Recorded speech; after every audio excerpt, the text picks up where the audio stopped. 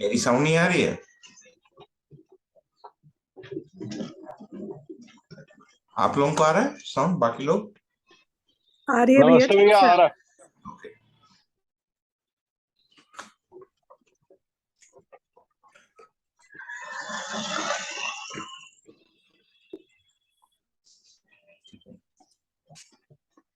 नहीं, मैं ये कह रहा था कि ब्रेक हो गया था अपना बीच में। संयोग से हमारी एक मनन गोष्ठी थी, तो रविकांत भाई ये आए थे, रविकांत, और इसके बाद हम दोनों ही यात्रा के छोटी चले गए थे और अमरकंटक भी जाना था। कभी सिग्नल पुअर, कभी कहीं फंस गए और वर्षा बहुत तेज हो गई। ये सब दिक्कतों के कारण नहीं हो पाया। हमारा अपेक्षा है कि आगे सुवर्णा दीदी हैं, सुवर्णा शास्त्री, वो भी जो है इन सत्रों को ले पाएंगी, ताकि फिर एक व्यक्ति या दो व्यक्ति पर निर्भरता नहीं रहेगी। हम 3 लोग मिलकर कम से कम इसको आगे बढ़ाएंगे और 1-2 लोग उसमें जुड़ेंगे तो और ठीक रहेगा। तो देखते हैं कैसे ले जाना है। 2.5 वर्ष लंबा समय होता है और हर वीकेंड को हम सभी लोग या एक ही व्यक्ति हर समय 2.5 वर्ष के लिए उपलब्ध रहेगा, थोड़ा सा कठिन है। तो ये बात हो गई। तो जो हम लोगों का जो पठन वाला क्रम है उसमें जीवन हृदय, भैया 2.5 वर्ष आप बोल रहे हो, 2.5 वर्ष और लगेंगे? हमको जो शुरू करना था, मैंने मुझे लगा था कि 6 सप्ताह में परिचय शिविर हो जाता पूरा, बट टुक 16 वीक्स, 4 टाइम्स लगा। 30 मुझे लगता है 31 सेशन हुए उसके रिकॉर्डिंग के, 2-2 घंटे के, तो लगभग है ना 62 आवर्स का परिचय शिविर ही चला अपना।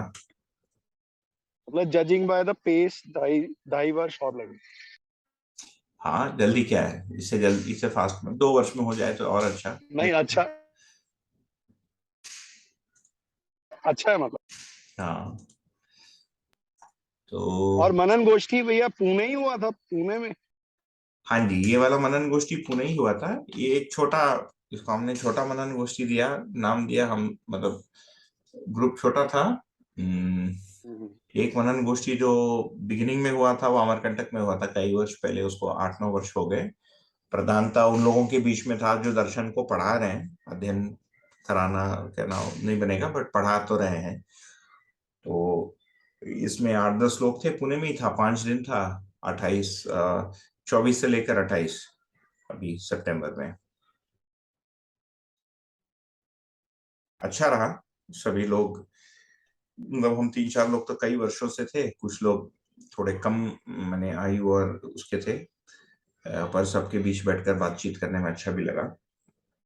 कोई भी दर्शन की परंपरा में खुली चर्चा और शोध, निष्कर्ष शोध, जीने के जगह क्या दिक्कतें आती है, समझने की जगह क्या समझ में आ रहा है, क्या स्पष्ट नहीं हो रहा है, इसकी खुली चर्चा करना, एक तो मुझे लगता है इसकी एक अच्छी बौद्धिक परंपरा, intellectual tradition as well as व्यवहारिक परंपरा है ना, जिसको बिहेवियरल ट्रेडिशन कहेंगे या सांस्कृतिक ट्रेडिशन, दोनों बनना आवश्यक है। तो कुछ भाग संस्कृति में आएगा, कुछ सभ्यता में आएगा इसमें।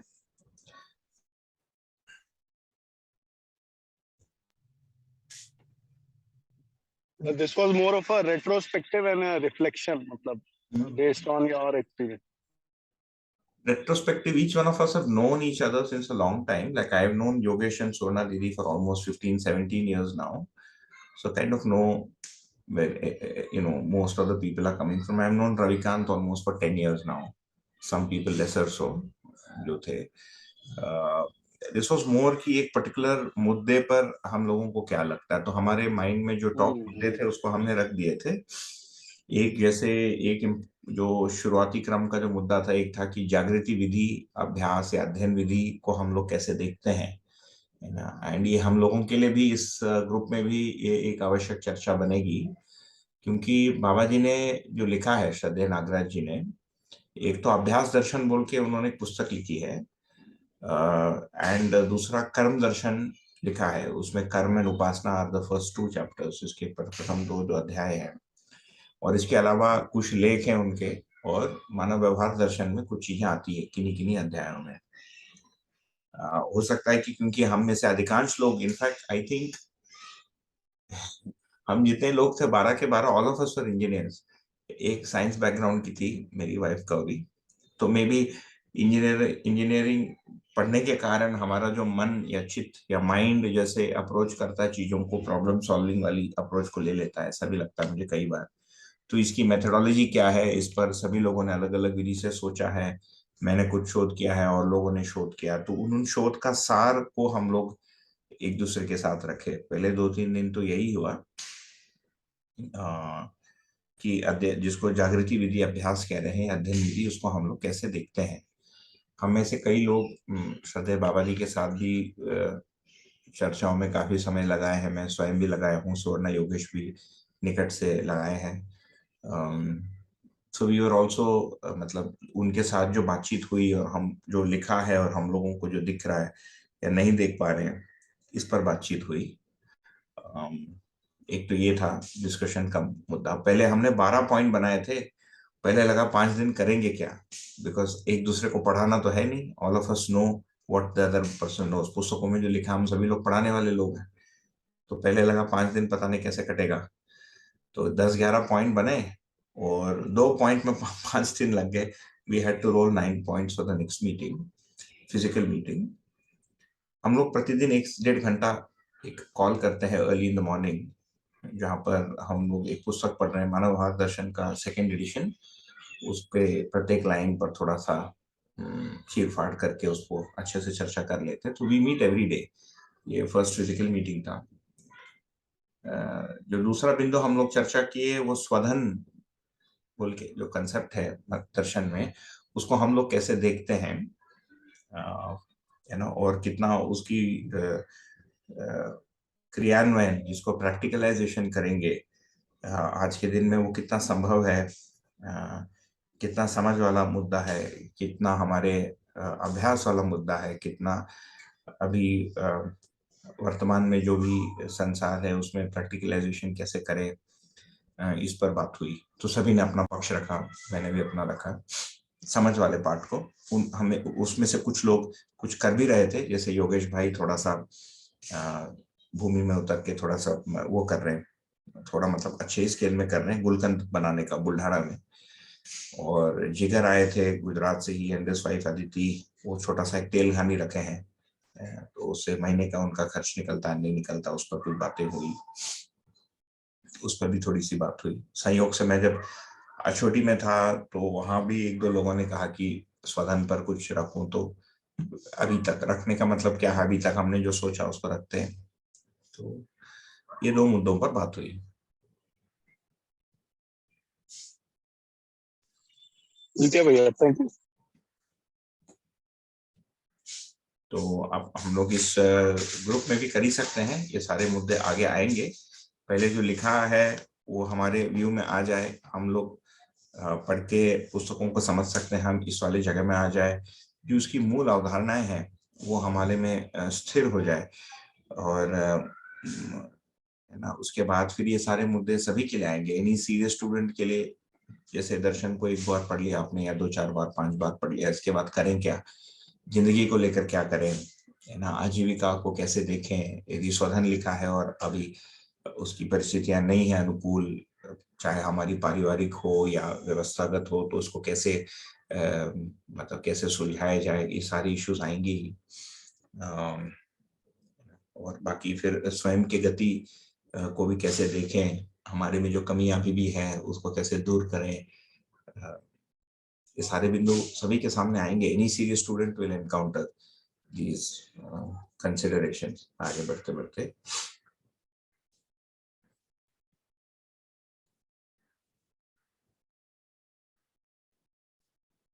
हमारे 2 वर्ष के बाद ही हमको ये सब चर्चा करने को आवश्यक नहीं है।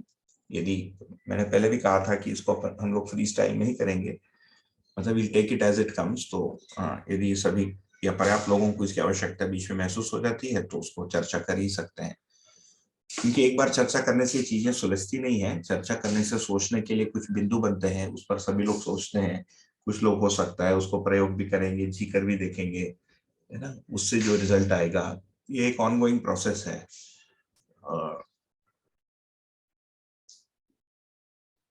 अंतविहीन नहीं है इसका, बट अंत भी होता नहीं, क्योंकि अस्तित्व तो नित्य वर्तमान है। कई बार हम अंत के बारे में बात करते हैं, so we think of an end, जैसे अनुभव एक एक अंत है ना, जिसके बाद there will be light. But ऐसा नहीं कि पूरा अंधेरा होगा और सडनली एक दिन लाइट आ जाएगा। कई प्रकार की कल्पना हमारे में होती है। इस मुद्दे पर भी बात हुआ जो अपने यहाँ के ग्रुप के लिए भी प्रासंगिक है कि हम लोग अधिकांश लोग, क्योंकि अधिकांश नहीं सभी लोग मॉडर्न एजुकेशन सिस्टम से गुजरे हैं, और ये बहुत नया है ना, 80-100 वर्ष का इसका इतिहास है, मैक्सिमम 150 वर्ष का होगा। May be first schools were in UK 150, 170, 180 years ago। And खासकर भारतीय सिस्टम में जो पूरा एग्जाम ओरिएंटेशन है, रिजल्ट ओरिएंटेशन हमारी पढ़ाई का, उसी मानसिकता को हम इसमें सुपर इम्पोज या ट्रांसपोज कर देते हैं, इसके ऊपर आरोपित कर देते हैं। इस पर मतलब एक दार्शनिक अध्ययन की विधा में वो सूचना के लिए ठीक है, और नौकरी के लिए ठीक है, वो वाली जो विधा है। यहाँ पर प्रेजेंट में जीते हुए, प्रेजेंट मतलब वर्तमान में जीते हुए, वर्तमान का अध्ययन करते हुए भविष्य के वर्तमान के लिए हम तैयारी करते हैं। ये जो बेसिक शिफ्टिंग है, इतना ही है मेरे अनुसार। कई बार कई लोगों से, अधिकांश लोगों से मिस भी हो जाता है, उसके कारण बहुत तकलीफ भी हो जाती है, एंग्जाइटी हो जाता है कि हम अध्ययन नहीं कर पा रहे हैं, हमको अनुभव नहीं हो रहा है ना। तो अनुभव कोई घंटी तो नहीं है कि सडनली बजेगी हमारे अंदर। इस प्रकार की बहुत सारी चीजें हैं, इस पर भी हम लोगों ने चर्चा किया। This was another point that we discussed, because हम में से कई लोग 15 वर्षों से, जैसे सुवर्णा और योगेश तो 12 वर्ष वहां रहे, छोटी जो संस्था है वहां पर 6 महीने के अध्ययन और उसके पहले विधिवत अध्ययन शुरू कराने के जिम्मेदारी इन्हीं के ऊपर था, हमने उसको काफी निभाया वहां पर। तो all of us have seen many people come and go in the दर्शन, तो वो एक्सपीरियंसेस भी थोड़ा सा आपस में बातचीत हो पाई।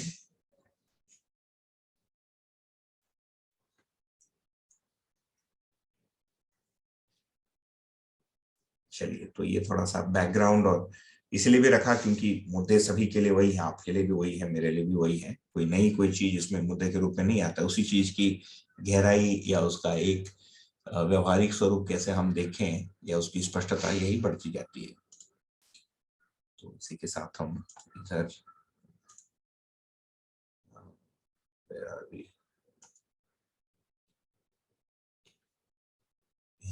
का नाम क्या भूल गया है, व्हाट इज इट कॉल्ड, पठन।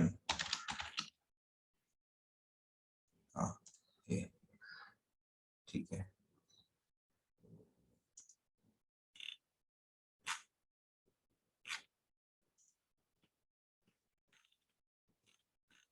कुछ बिंदु आगे थे इसमें जो डिस्कशन वाले हैं, उसको ले लेते हैं पहले।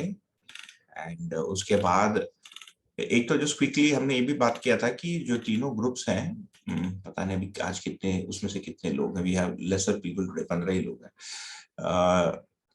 सबका वो वीडियो देखकर हो गया है क्या? सभी ग्रुप से कोई है यहाँ पर?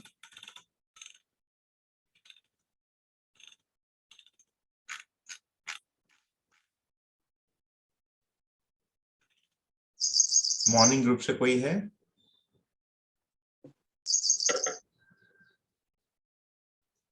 जी भैया जी नमस्ते, हम लोग रात वाले ग्रुप से हैं। जी। तो वीडियोस हो चुके हैं और पुस्तक जो है परिचय वाली, उसके प्रश्नोत्तर तक हम आए थे, एंडिंग में जो है। अच्छा, हम्म, काफी आगे आ गया। आप लोग मतलब लगभग वीडियो भी देख चुके हैं और पुस्तक को भी पढ़ लिए। जी ठीक है, बढ़िया। और दोपहर वाले आफ्टरनून ग्रुप से कोई है इसमें आज अपने साथ? जी नमस्ते भैया, मैं भारत में था तो मैं ज्यादा फॉलो नहीं कर पाया, लेकिन जो मैंने चैट में देखा है कि शायद थर्ड वीडियो में सेकंड ग्रुप है, तो ज्यादा दूर तक नहीं चल पाए अभी तक। ओके, 10 वीडियो तक, ठीक है। ये इसको हमको सोचना पड़ेगा कैसे इसको हैंडल करें। अलग अलग ग्रुप्स अलग अलग गति से चलेंगे तो आगे की चीजें उस ग्रुप में आती रहेंगी। और मॉर्निंग ग्रुप से कोई है इसमें, सवेरे वाले इसमें?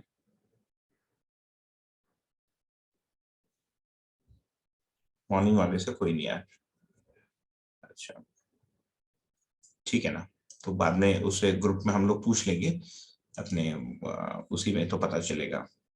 तो ठीक है, इसके बाद क्योंकि इवनिंग वाले ग्रुप ऑलरेडी वीडियो आप लोग देख चुके हैं, तो इसके बाद एक श्रद्धेय बाबाजी का 1997 में एक चर्चा हुई थी, उसका ऑडियो वीडियो उपलब्ध है, तो उसके वीडियो को देखेंगे और उसके ट्रांसक्रिप्ट को भी पढ़ेंगे।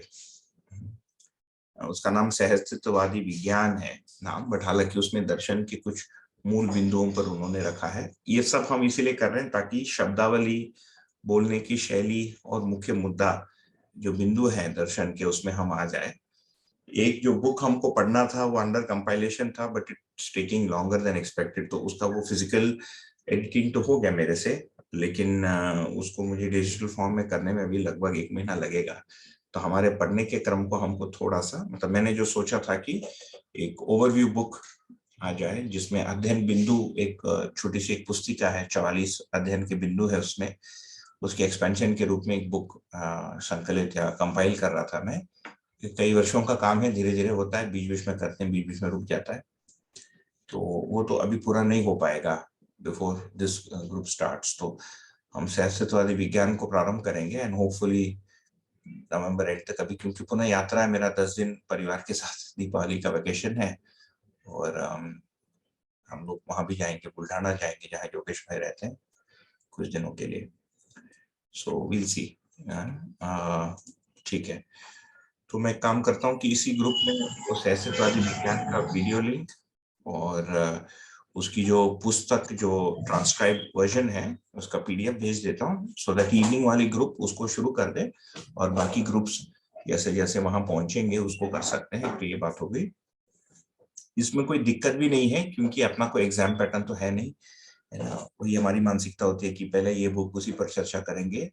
जो मूल में वस्तुएं है वो एक साथ है ना, अस्तित्व एक साथ है, जीवन अलग नहीं है, अस्तित्व अलग नहीं है, व्यापक वस्तु है ना, मानवीयता पूर्णाचरण अलग नहीं है।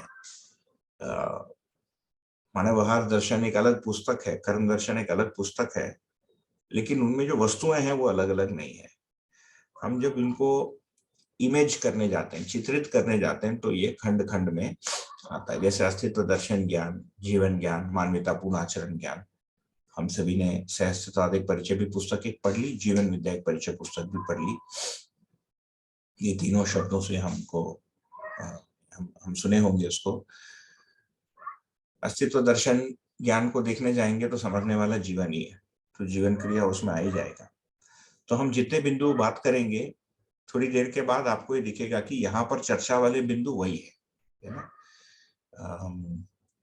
हम देखते हैं यदि आगे किसी एक बुक को हमको ओवरव्यू के रूप में पैराग्राफ पे पैराग्राफ जाना है, उसको भी कर सकते हैं। यदि मध्यस्थ दर्शन एक अवलोकन एक बुक है जिसको भी कंपाइल कर रहा हूँ, हो सकता है उसको हम सोचें, लेट अस सी दैट, ताकि आपके पढ़ने के अलावा हम लोग लाइव यहाँ पर पढ़ के उसको कर भी सकते हैं, ताकि एक पूरी व्यू में एक हमारे व्यू में पूरी वस्तु एक बार आ जाए। व्यू का मतलब है कि उसको हम चित्रित कर पाए। जीवन में जो चित्रण क्रिया है ये वास्तविकता को ग्रास्प करने के लिए है, पकड़ने के लिए है ना। ग्रास्पिंग का मतलब ग्रहण करने के लिए।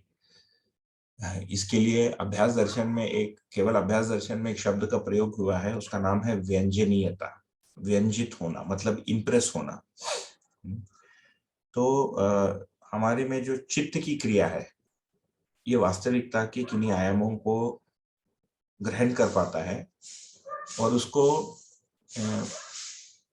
मतलब मॉडल भी कर सकता है। ठीक है, जैसे हम ताजमहल अपने पहले चित्रण सहित बनाएंगे, उसके बाद उसको देखेंगे कि वो उससे मैच हुआ कि नहीं हुआ। तो देखने वाली जो क्रिया है ये मन की हो गई और उसको जो इमेज करते हैं ये चित्त की क्रिया हो गई। वैसे ही अस्तित्व दर्शन ज्ञान, इसको चित्रित करने वाला क्रिया चित्रणी है। जीवन ज्ञान, अध्ययन विधि, मेथड ऑफ स्टडी, कैसे हम इसको अप्रोच करें, प्रतिदिन के अभ्यास में हम कैसे करें। जैसे दर्शन को हम पढ़ते हैं तो प्रतिदिन अभ्यास में कैसे आएगा, इसकी अध्ययन की पहली स्टेज क्या होगी, उसका पहचान क्या होगा, उसके द्वितीय उसका जो सीढ़ी है या चरण है, ये क्या होगा, इस प्रकार से चीजों को हम चित्रित करते हैं। तो हमारे ऑनलाइन वाले सत्र में ये आशय है कि सभी लोग पढ़ के जो स्पष्ट नहीं हुआ इसको आप खुले रूप से मतलब यहाँ पूछ सकते हैं, अपने ओर से यदि आपको लगता है कुछ समझ में आया उसको भी रख सकते हैं। ऐसा कुछ नहीं कि मुझे ही बोलना है, आप लोग को भी बोलना चाहिए जो समझ में आ रहा है। मुझे लगता है सभी को सुनकर अच्छा भी लगेगा। तो इस विधि से एक ही वस्तु को हम अक्रॉस 12 बुक्स, एक ही वास्तविकता का सेट जो है पूरा, उसके अलग अलग आयाम पर क्रमशः हम पढ़ेंगे। ये कुछ अनुभव दर्शन का सत्र हुआ था, उसका वीडियोस कुछ लोगों ने पोस्ट किया था, मैं भूल गया कि इन्होंने पूछा था, इसलिए मैंने यहाँ डाल दिया। में से जिन लोगों को इच्छा है उसको देख सकते हैं।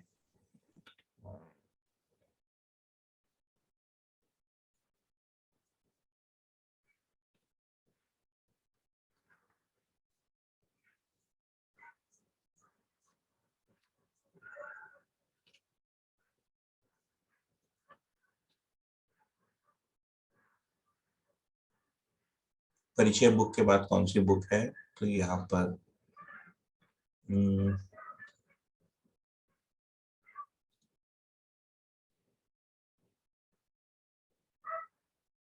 अच्छा, आई थिंक मॉर्निंग ग्रुप सबसे पीछे चल रहा है। इन्होंने लिखा है कि अभी शुरू किया इन्होंने, evening book is about evening, उसमें it is about to complete.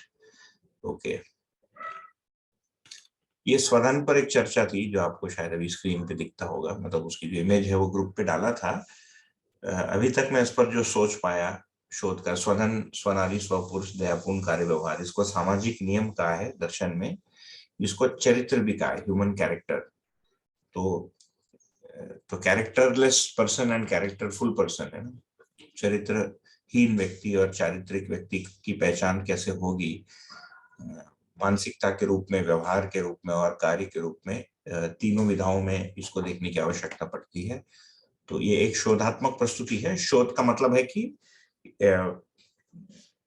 कम से कम यदि मैं बोलूं कि मैं शोध करता हूं तो उसके अंतिम बिंदु को पा गया ऐसा नहीं है, उसमें मतलब हमारी समझने तथा उसको एक्सप्लोर करने का क्रम जारी है। तो ये वाला आप देख सकते हैं। वो उस वीडियो पर देखने के बाद यदि किसी को इंडिविजुअली उस पर कोई चर्चा करनी हो, we can take it up at any time. ये 15 अक्टूबर का वीडियो अपलोड करना है, रेणु जी ने पूछा है। अनफॉर्चुनेटली वो मैं फोन से कर रहा था और कैसे रिकॉर्ड करना मुझे समझ में नहीं आ रहा था। पहली बार मैंने जूम को फोन से ज्वाइन किया था और अब तो कुछ शायद क्लाउड पे कुछ हुआ है, उसका एक section record, may be half the ये सैटरडे का जो चर्चा है उसको मैं अपलोड करता हूँ। मनीष भाई ने पूछा है बल, शक्ति और ऊर्जा में अंतर क्या है दर्शन के पर्सपेक्टिव से, है ना? बल क्या है, शक्ति क्या है और ऊर्जा क्या है। ऊर्जा के कंसेप्ट को यदि देखेंगे तो मनुष्य के मन बुद्धि से आता है। तो ऊर्जा कोई वस्तु है, ये कहाँ से आती है? यदि मैं सोचूं कि आदमी को पहले ऊर्जा का सर्वप्रथम आदमी को कैसे महसूस हुआ होगा कि ऊर्जा बोल के कोई वास्तविकता है जो आंखों में दिखता नहीं, क्योंकि ऊर्जा आंखों में आता नहीं। तो जब भूख लगती है, प्यास लगती है, तो कार्य करने की क्षमता शरीर द्वारा कम पड़ जाती है, और यदि लगातार हम भूख प्यास में रहें तो शरीर द्वारा कार्य करने की क्षमता घटती जाएगी। तो ये जो ताकत आई शरीर में कार्य करने की, इसको फिर ऊर्जा मानव ने बोला होगा या एनर्जी नाम दिया होगा। मतलब कोई चीज या वस्तु को कोई वस्तु ग्रहण करता है जिससे उसमें उसकी सक्रियता या तो बनती है या बढ़ती है। जैसे पेड़ पौधों को देखेंगे तो बड़े होते हैं तो उनमें कोई ताकत है। अब मैं ऊर्जा के लिए और एक शब्द ताकत शब्द यूज कर लिया, बट ये जो एबिलिटी है ना, क्रिया करने के लिए, बढ़ने के लिए, इसके लिए हमारे अंदर एक मान्यता है कि कोई वस्तु चाहिए जिसको ग्रहण करता है या जो उसको प्राप्त होता है, जिसके कारण किसी वस्तु की सक्रियता रहती है। ये मूल में मुझे लगता है ऊर्जा की मानसिकता है, ऐसे मैं उसको सोच पाया अभी तक। तो जैसे पोटेशियम कम हो गया, सोडियम कम हो गया, नाइट्रोजन यदि कम हो गया धरती में या वातावरण में, तो पेड़ पौधों में ठीक से ग्रोथ नहीं हो पाएगा। भोजन पानी कम हो गया तो शरीर की ग्रोथ स्टंटेड ग्रोथ हो जाती है ना, अंडर डेवलप्ड होता है। भारत में बहुत सारे हैं ऐसे, अफ्रीका में भी मिलते हैं, भारत में भी मिलते हैं। पर्याप्त न्यूट्रिशन नहीं है तो शरीर ठीक से डेवलप नहीं हो पाता है। प्राण अवस्था में ये समझ में आता है, मानव का शरीर भी प्राण अवस्था की इकाई है, जीव अवस्था की शरीर भी प्राण अवस्था की इकाई है, पेड़ पौधे तो प्राण अवस्था की इकाई है ही। पदार्थ अवस्था में यदि हम ऊर्जा को देखने जाएंगे तो जिसको रिलेटिव एनर्जी कहेंगे, इस अर्थ में पहले समझ में आता है। तो एक बॉल, और इसमें साइंस में बहुत सारे आधुनिक विज्ञान में प्रयोग एक्सपेरिमेंट्स हुए हैं। तो एक बॉल एक प्लेन पे मैंने रख दिया, इट इज रेस्टिंग, है ना, तो हम कहेंगे इसकी एनर्जी क्या है भाई, 0 है। तो हम इस बॉल को मैंने यहाँ रख दी, अब वो क्या बोलेंगे भाई एनर्जाइज हो गया, क्योंकि यहाँ से यहाँ ये आएगा तो उसमें कुछ तो एनर्जी चाहिए। एक स्लोप में बॉल ऊपर से नीचे आ गया, या मैंने धक्का दे दिया एक बॉल को तो बॉल घूम रहा है। उसी को फिर किसी दूसरे मीडियम के आवेश से, उसमें मैं किसी आवेश एक्साइटमेंट को पैदा करता हूं, तो मोटरसाइकिल चलाने का विधि हमको समझ में आ जाता है कि पेट्रोल को जलाने से, है ना, मतलब उसका टेम्परेचर को बढ़ाने से वो इन्फ्लेमेबल है, तो हीट एनर्जी वो प्रोड्यूस करता है।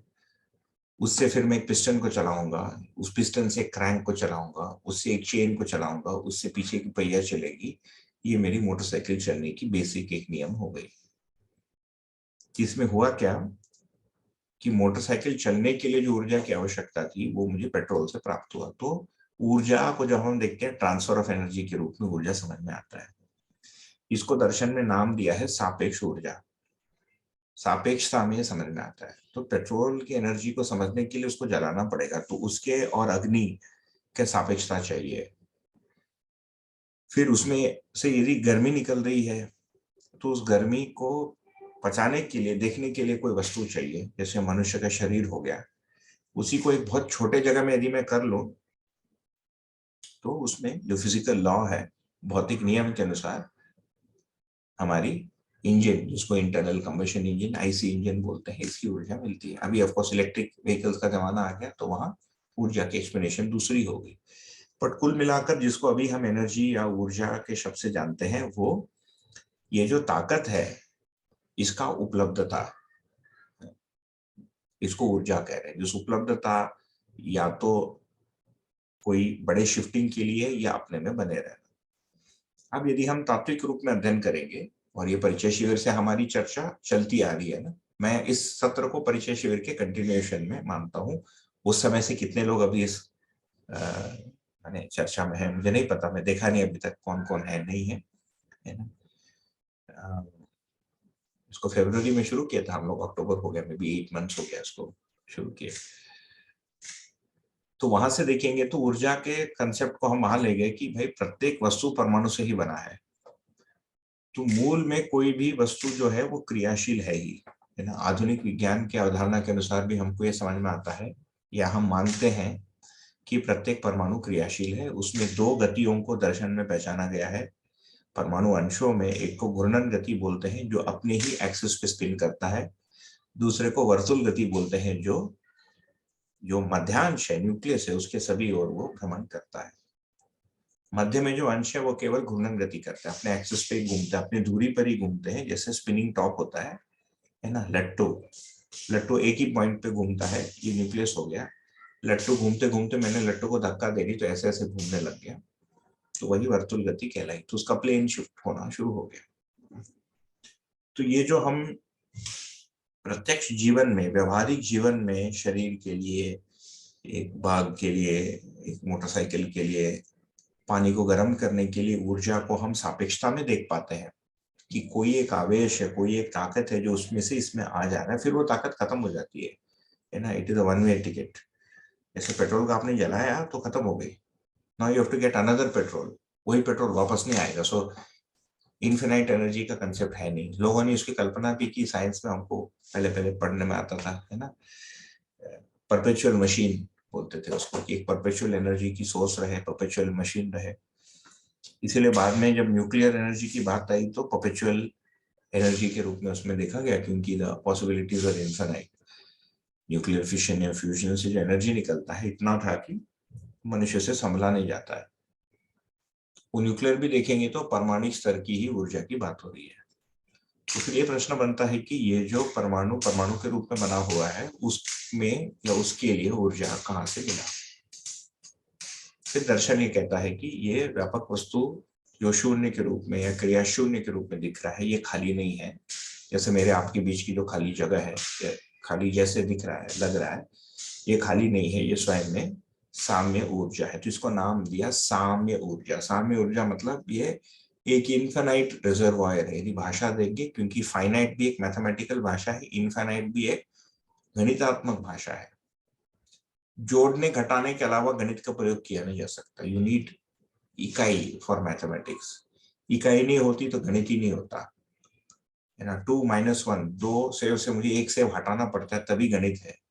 2 सेव हटाने के बाद भी 2 ही सेव रह जाएंगे, वो कोई गणितीय नियम है ही नहीं। तो व्यापक वस्तु इसीलिए मनुष्य की कल्पना में यह चित्रित करना कठिन है, या समय लगता है, या चित्रण में यह समाता नहीं, जिसको हम साम्य ऊर्जा कह रहे हैं। तो साम्य ऊर्जा एक पूरे अस्तित्व में एक समुद्र जैसा एक वस्तु है, ऐसा हम कल्पना कर सकते हैं, जिसके अंदर सभी चीजें हैं और जिसमें भीगे रहने के कारण प्रत्येक वस्तु में चुंबकीय बल संपन्नता है, मैग्नेटिक एनर्जाइजेशन या मैग्नेटिक पावर से इंड्यूड है वो। और ये उसमें घूर्णन गति करने की ताकत तथा एक दूसरे को पहचानने की जो प्रवृत्ति है, इसको श्रम नाम दिया। तो ये जो मूल में जो ऊर्जा है, जिसके कारण सभी इकाइयां, प्रकृति या संसार सक्रिय है, इसको साम्य ऊर्जा नाम दिया है ना। इसी को मूल चेष्टा भी कहा है मानव व्यवहार दर्शन में। आप में से कुछ लोग पढ़े भी होंगे इसको। और प्रकृति के फिर नियम को बताया श्रम, गति और परिणाम के रूप में। इसको हम आगे और अध्ययन करेंगे। शायद इसके पहले भी कुछ छोटी सी बात हुई थी, परिचय शिविर में भी थोड़ा सा लिया था इसको। आगे इसका संदर्भ आएगा, समाधानात्मक भौतिकवाद में आएगा और संकलन वाले पुस्तक में भी आएगा। तो श्रम, गति और परिणाम मौलिक एक नियम है, जिससे प्रकृति परमाणु के रूप में या परमाणुिक अवस्था में बनी हुई है। अब परमाणु परमाणु मिलकर अणु बनते ही हैं, इसको वैज्ञानिक विधि से भी हम लोग स्वीकार ही हैं। अणु अणुओं के बीच में या अणु समूह और अणु समूह के बीच में जो आदान प्रदान होता है, इसको सापेक्ष ऊर्जा कह रहे हैं, क्योंकि एक दूसरे के सापेक्षता में व्यक्त होता है। व्यापक वस्तु साम्य ऊर्जा है, तो उसमें सापेक्षता की आवश्यकता नहीं पड़ती है। तो परमाणुिक स्तर पर सापेक्ष ऊर्जा क्या हुआ, उसका जो दूसरे पर प्रभाव डालता है ना। So it's like a effect that it has on others, क्योंकि वो घूम रहा है तो कुछ तो उसका प्रभाव रहेगा। तो सापेक्ष ऊर्जा को 3 स्वरूप में पहचाना गया है। एक का नाम है विद्युत, इलेक्ट्रिसिटी, दूसरा ध्वनि ना, साउंड, और तीसरा ताप या हीट। तो हीट, साउंड एंड इलेक्ट्रिसिटी, ये 3 सापेक्ष ऊर्जा। जैसे मेरे गल ग्रंथि से भी जो आवाज निकल रही है, ये सापेक्ष ऊर्जा है। आपको जो मॉनिटर चल रहा है, ये भी सापेक्ष ऊर्जा। तो जितनी भी ऊर्जा को हम देखते हैं, ये सब सापेक्ष ऊर्जा है। और एक निरपेक्ष ऊर्जा है, जिसको साम्य ऊर्जा कह रहे हैं। तो बल क्या है? तो मूल में चुंबकीय बल संपन्नता। तो बल is the power to be, है ना। मैंने इंग्लिश में बता दिया। तो चुंबकीय बल संपन्नता, चुंबक को मैग्नेटिक उसके रूप में हम देखें, और घूर्णन गति करने की ताकत, उसमें उसकी योग्यता या क्षमता बोलिए, तथा एक दूसरे को पहचानने की क्षमता आ गई उसमें। ये मूल में बल है। ठीक। शक्ति क्या है? तो बल जो स्थिति में है, उसका इफेक्ट जो बाहर दिखता है, वही उसका शक्ति है। तो जब बाहर से देखते हैं तो हमको दिखेगा शक्ति। बाहर से देखेंगे मतलब हम एक चुंबक को देखते हैं, पेट्रोल जल रहा है, तो उसकी जो जलने की जो सापेक्षता है, ये शक्ति के रूप में प्रतीत होता है, ये समझ में आता है, ये मनुष्य को ज्ञात होता है। एंड रिमेंबर, ये सारी चीजें केवल मानव पकड़ रहा है। कुत्ता, बिल्ली, गधा, घोड़ा, इन सभी को इन चीजों से कोई मतलब नहीं। तो मूल में बल होने की बात हमको समझ में आती है। ये भैया एक बार ये बल वाले कॉन्सेप्ट को दोबारा बता दीजिए।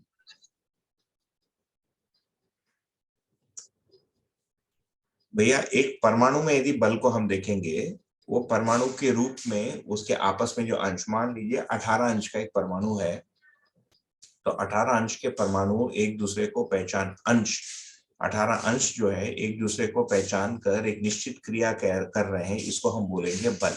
उस परमाणु का बल है, क्योंकि दर्शन बल और शक्ति का अध्ययन कहाँ से प्रारंभ करता है? परमाणु से। परमाणु से छोटी इकाई में बल और शक्ति का चर्चा नहीं है, क्योंकि परमाणु सबसे छोटी इकाई है जो व्यवस्था को प्रदर्शित करती है। जो व्यवस्था में नहीं है उसका अध्ययन ही संभव नहीं है। There is no study of an excited man, because he can do anything, he or she. एक स्टेबल मैन का अध्ययन हो सकता है, तो वैसे ही परमाणु का अध्ययन है। तो वो अपने में बना हुआ है परमाणु के रूप में, वो बल है। उसका वातावरण पर जो प्रभाव है ये शक्ति है। एंड प्रत्येक इकाई में बल और शक्ति, मतलब दिस ये जो आप मैग्नेटिक ये चुंबकीय बल बोल रहे हो, यही वो उसके गठन को, मतलब कॉन्स्टिट्यूशन को मेंटेन रखता है, आप ये ऐसा बोल? हाँ। ओके। जो श्रम है, श्रम इज एफर्ट। तो अस्तित्व, जैसे मैं अभी पढ़ने का कोशिश कर रहा हूँ, पढ़ाने का प्रयत्न कर रहे हैं, आप समझने का प्रयत्न कर रहे हैं, मैं समझने का प्रयत्न कर रहा हूँ, ये सब श्रम है। We are putting in some effort. तो फंडामेंटल एफर्ट कहाँ पर है? तो दर्शन ये कह रहा है कि फंडामेंटल जो श्रम है वो एक परमाणु दूसरे परमाणु के साथ रहने की जो प्रवृत्ति है, ये फंडामेंटल तात्विक रूप में श्रम यही है। ये एक दूसरे को पहचानने का, यदि उनमें बल या क्षमता या प्रवृत्ति यदि नहीं होती तो परमाणु ही नहीं बनता और कोई संसार ही नहीं होता। There would be no world.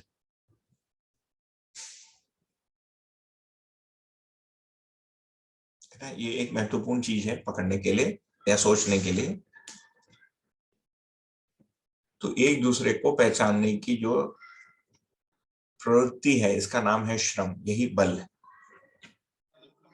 This is between ये दो परमाणु के बीच में बोल रहे हो या विद इन द जो अंश है परमाणु? एक परमाणु। हाँ, अभी हम रूट कॉजिंग करके एक परमाणु में बल और शक्ति को सब, क्योंकि अक्रॉस परमाणु तो सिंपल है ना, वो तो पेट्रोल में आ ही गया। पर पेट्रोल में कोई बल है, वो जो जलता है वो उसकी शक्ति है, हो गया। स्थिति बराबर बल बराबर शक्ति। जैसे मेरा भाई का दो साल का बेटा है, जब आवाज उठाता है ना तो पता चलता है बहुत बलशाली है अंदर से। तो वो शक्ति है। वो जो चिल्लाया या आवाज उठाया, नहीं तो हमारे कानों के पर्दे पे जो वाइब्रेट होता है वो शक्ति है। मूल में उसमें अंदर बल है, तो उसके बल का प्रदर्शन करता है वो, है ना। एक आदमी वेट लिफ्टर है, वेट को उठाता है, उसके शरीर का बल है, उसका प्रदर्शन है कि उसने 250 किलो, है ना, उठा ली।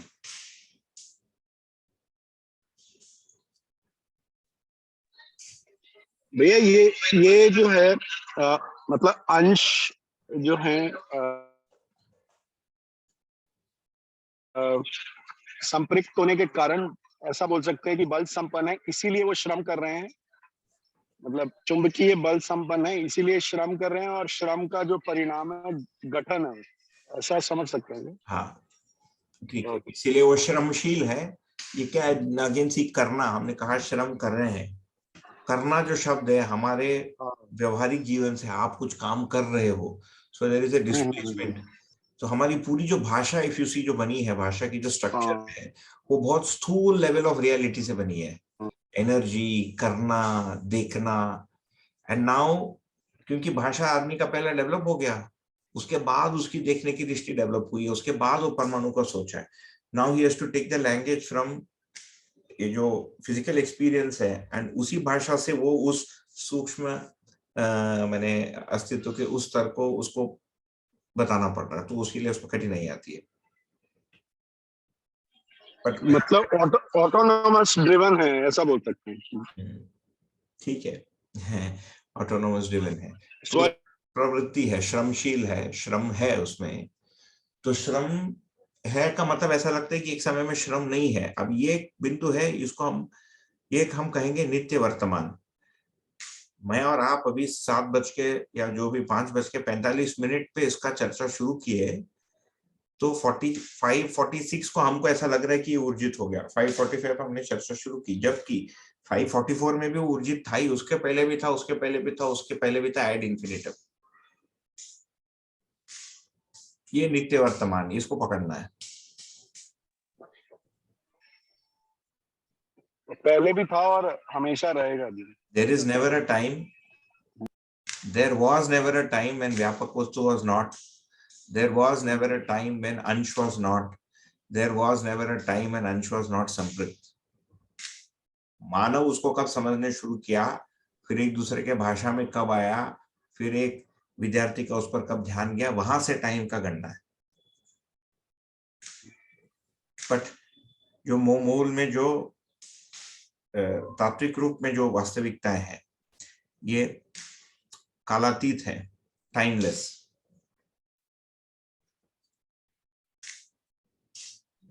भैया, अगर गठनपूर्ण परमाणु को देखें, जो जीवन है, तो वो चूंकि वो जब से गठनपूर्णता है आई हुई, गठनपूर्ण हुआ या उससे पहले भी, तो मतलब यहाँ पर जो भाषा आ रही है कि वो श्रम कर ही रहा है। तब नाउ द क्वेश्चन इज कि वो श्रम गठनपूर्ण होने के बाद में किस डायरेक्शन में श्रम कर रहा है। तो खाली चेंज जो है वो, बाकी श्रम तो करता रहेगा, कल भी करता रहेगा।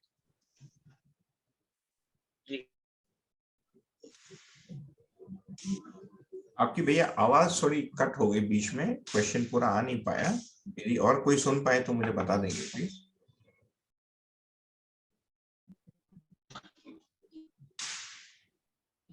फिर से रिपीट करूं? मैं बोल रहा हूँ कि गठनपूर्ण परमाणु जो है श्रम तो कर ही रहा है वो, और करता ही रहेगा। खाली सिर्फ उसके लक्ष्य में डिफरेंस हो सकता है, किस जगह कहाँ श्रम कर रहा है। श्रम करना उसकी नियति है। तो ऐसा बोल रहा है दर्शक। हाँ, जब हम चैतन्य परमाणु, गठनपूर्ण परमाणु मतलब चैतन्य जीवन के बारे में बात करेंगे, तो इसके पूर्व में जो हमने श्रम की बात की, ऊर्जा संपन्नता है ना, चुंबकीय बल संपन्नता को हमने श्रम के रूप में समझा। वो गठनपूर्ण परमाणु, गठनपूर्ण मतलब परमाणु के रूप में बने रहने के लिए उतना श्रम तो उसमें नियोजित हो ही रहा है, जिसको यांत्रिकता के अर्थ में हम कहेंगे, है ना। एक तो इट इज काइंड ऑफ यांत्रिक, यंत्र के रूप में एक टूल या टेक्निकल श्रम। उसके बाद मानव में देखेंगे तो भावात्मक श्रम है। तो जीवों में देखेंगे तो जीने के लिए वो श्रम करता है, जीने की आशा को पूर्ति करने के लिए। ये क्वालिटेटिव हो गया।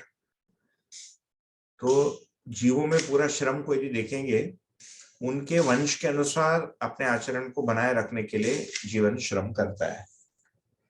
तो एक पोलर बेयर का जो श्रम है और एक मान लीजिए एक चीता का श्रम है, इसमें भेद मिलेगा। ठीक, उसको अपने वंश के अनुसार श्रम करना पड़ेगा। उसको 6 महीने खाने की आवश्यकता नहीं, वो हाइबरनेशन करेगा, बट बाकी सब जो है पूरे वर्ष खाते रहेंगे, तो उनका श्रम अपने वंश से डिसाइडेड। यदि हाथियों के झुंड को देखेंगे, उसमें कुछ सोशल श्रम भी आ जाएगा कि मुझे किसी ग्रुप के साथ रहना है। एक बाघ या टाइगर को देखेंगे, लेपर्ड को देखेंगे, अकेले घूमते हैं। हाथियां अकेले नहीं घूमते, they live in small societies, है ना। तो ये सारा ब्रेन की रचना और वंश से हो रहा है। तो वहां पर एक के दूसरे के साथ रहने के लिए भी श्रम है। मानव में देखेंगे तो देखिए परिवार के रूप में रहने के लिए श्रम है। हम अकेले नहीं रहते, अकेले रहते भी हैं तो किसी को फोन करके बोलते हैं कि मैं अकेले हूं।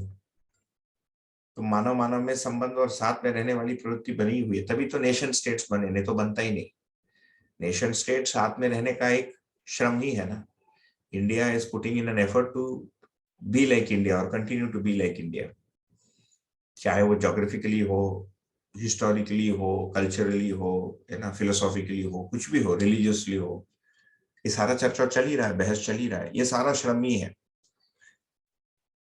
तो मनुष्य को देखेंगे तो जो श्रम है वो ज्ञान के लिए, संबंध के लिए, सुख के लिए, शांति के लिए, ये सब के लिए श्रम है। सुख बोलने से या शांति संतोष बोलने से बहुत वो लगता है, रिडक्शनिस्ट लगता है, लेकिन देखेंगे तो उसकी पूरा जो 4 आयाम है हर जगह चाहिए उसको। व्यवसाय के लिए भी श्रम है, व्यवहार के लिए भी श्रम है, एनी एफर्ट। किसी से हम विवाह भी किए तो वो भी एक श्रम ही है। अभी उसके बाद फिर उसमें श्रम है कि नहीं है, वो है कि उसमें फिर पूरकता हो पा रही है कि नहीं, है ना। पूरकता है तो भी एफर्ट तो है ही उस पूरकता को बना के रखने के लिए, और यदि पूरकता नहीं है तो उसको पूरक बनाने के लिए भी एफर्ट है, वो हमारे सुख या शांति या संतोष से जुड़ेगा। तो ठीक बोल रहे हैं आप कि जीवन परमाणु में, चैतन्य जीवन में भी श्रम रहता है। वो भी देखेंगे तो क्वालिटेटिवली साथ में रहने के लिए रहता है। परिवार उसका सबसे अच्छा एक उदाहरण है, एक समाज भी उसके लिए अच्छा उदाहरण है। जैसे इसमें एक व्हाट्सएप ग्रुप है, जीवन विद्या परिवार, है ना।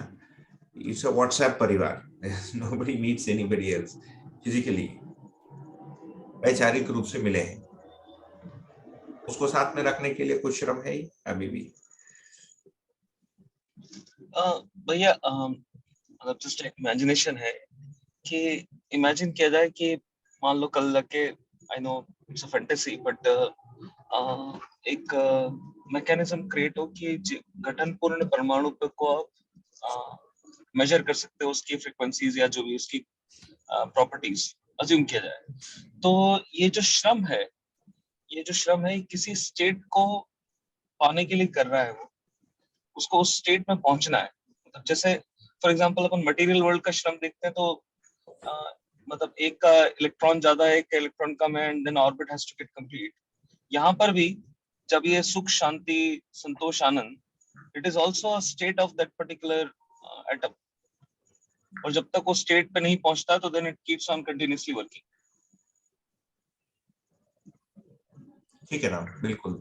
तो ये जो एटम है हमने पढ़ा ही कि इसमें 4 ऑर्बिट हैं, है ना, और न्यूक्लियस में एक ही अंश है। न्यूक्लियस में एक ही अंश का नाम आत्मा है। आप लोग जीवन विद्या परिचय पढ़ ही लिए हैं, उसमें जीवन की बात है और केंद्र में एक अंश आत्मा है ना।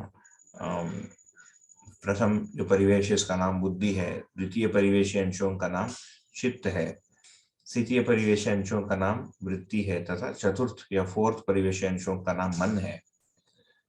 तो मन में जो आवश्यकता है वो पूरा होना, उसके लिए श्रम।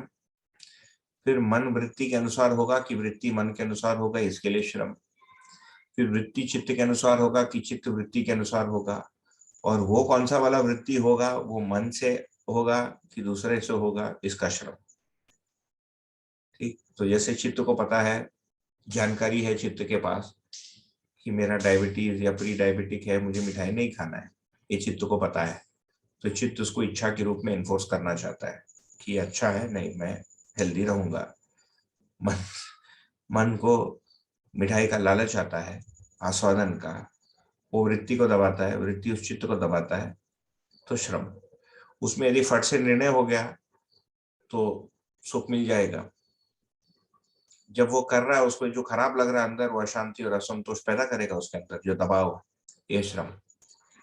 उसका विश्राम कब मिला भाई, मन की चली, मिठाई खा लिया तो अच्छा लगा, उसके बाद फिर लगता है कि क्या किया मैंने, या नहीं भी लगता है तो किसी दिन लगता ही है, ये श्रम। ये चित्त और वृत्ति, चित्त और मन के बीच जो सामंजस्यता, चित्त का जो उद्देश्य है, वृत्ति का जो उद्देश्य है, मन का जो उद्देश्य है, इसमें सिंक्रोनाइजेशन होना बराबर विश्राम। इसमें असिंक्रोनिसिटी होना बराबर श्रम। बट ये सब इच्छा, अभी ये वो हो गया है ना, ज्ञान हो गया। ये श्रम जो है ज्ञान के अर्थ में है। इच्छा एक ज्ञान है, ज्ञान शक्ति का प्रकटन है ना, कोई इलेक्ट्रिसिटी तो नहीं है इच्छा, हम मेजर कर सके कि इतना है इच्छा, इतना ग्रेड का इसका इच्छा, इतना एम्पलीट्यूड का। इट इज नॉट मेजरेबल, क्योंकि वो वस्तु ही अभौतिक हो गई। इसीलिए, क्योंकि जैसे फ्रीक्वेंसी, वोल्टेज, वॉटेज, ये सब जड़ शक्ति का गुण है, जड़ शक्ति है ये। चैतन्य शक्तियों में लागू ही नहीं होता है, वो मेजर ही लागू नहीं होता ना। इट्स लाइक सेइंग कि हलवा है ना, 40 वोल्ट्स का है, दैट इज मीनिंगलेस, है ना। आपकी हलवा मेरी हलवा से ज्यादा अच्छी है, मतलब वो क्वालिटेटिव हो जा रहा है वहां पर भी। जो पर्सनल एक्सपीरियंस है मनुष्य का, it's not measurable. You can't go to a store and से मुझे, है ना, 26 किलोवाट का गुलाब जामुन दो। नहीं पड़ता है वो, मतलब भौतिक संसार में ही नहीं। भैया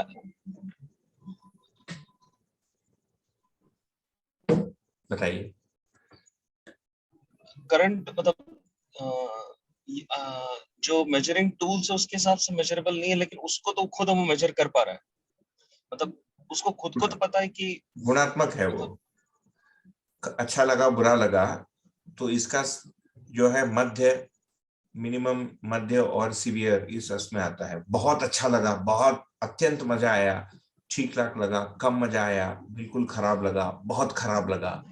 तो गुणात्मक भाषा है। मुझे आपसे मिलकर बहुत अच्छी लगी, इससे ज्यादा अच्छा मुझे कभी नहीं लगा है, इसके पहले जो लगता था इससे कम ही है। तो क्वालिटेटिव है वो, गणितात्मक गणना नहीं आएगा उसमें, मैथमेटिकल नहीं है, गुणात्मक है।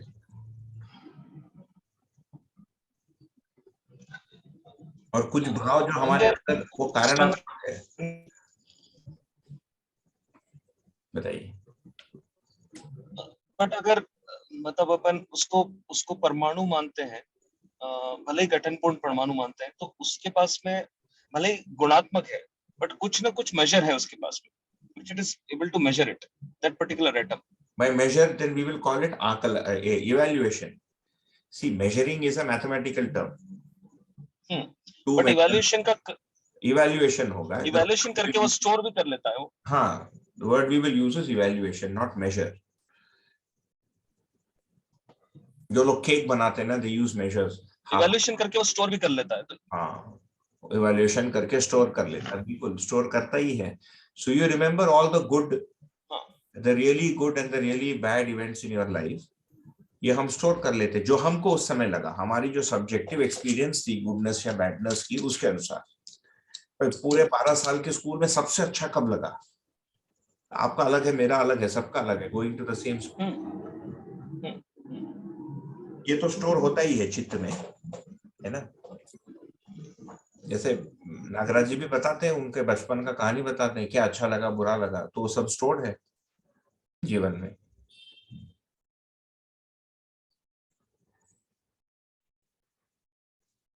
कुछ जो मेजर है, कुछ जो इवैल्यूएशन है, वो केवल गुणात्मक नहीं है, वो कारणात्मक है। जिज्ञासा इज एन एग्जाम्पल, एक उदाहरण है। जैसे मुझे अपने आप को समझना है, या मुझे पता भी नहीं है कि अपने आप को समझना है, फिर एक आदमी बोलता है कि नहीं नहीं तुमको अपने आप को समझना है। वो एक शिविर लगाता है, 7 दिन का, 10 दिन का, 1 महीने का, मेरे बारे में बताया जाता है, तुम्हारा ये मन है, तुम्हारे में चित्त है, वृत्ति है, तुम अपने आप को जानना चाहते हो, तुम नहीं मरोगे। किसी दिन मेरे को अच्छा लगने लगता है कि नहीं ये बढ़िया है, ये मैं जानना चाहता हूँ। यार ये तो बहुत फंडामेंटल क्वेश्चन है कि मैं पैदा होने के पहले कहाँ था, या मरने के बाद कहाँ जाऊंगा।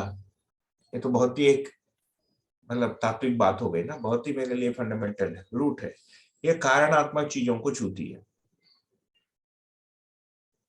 इसमें कम अच्छा लगा बुरा लगा नहीं है, इसमें अभाव या भाव समझ में आता है।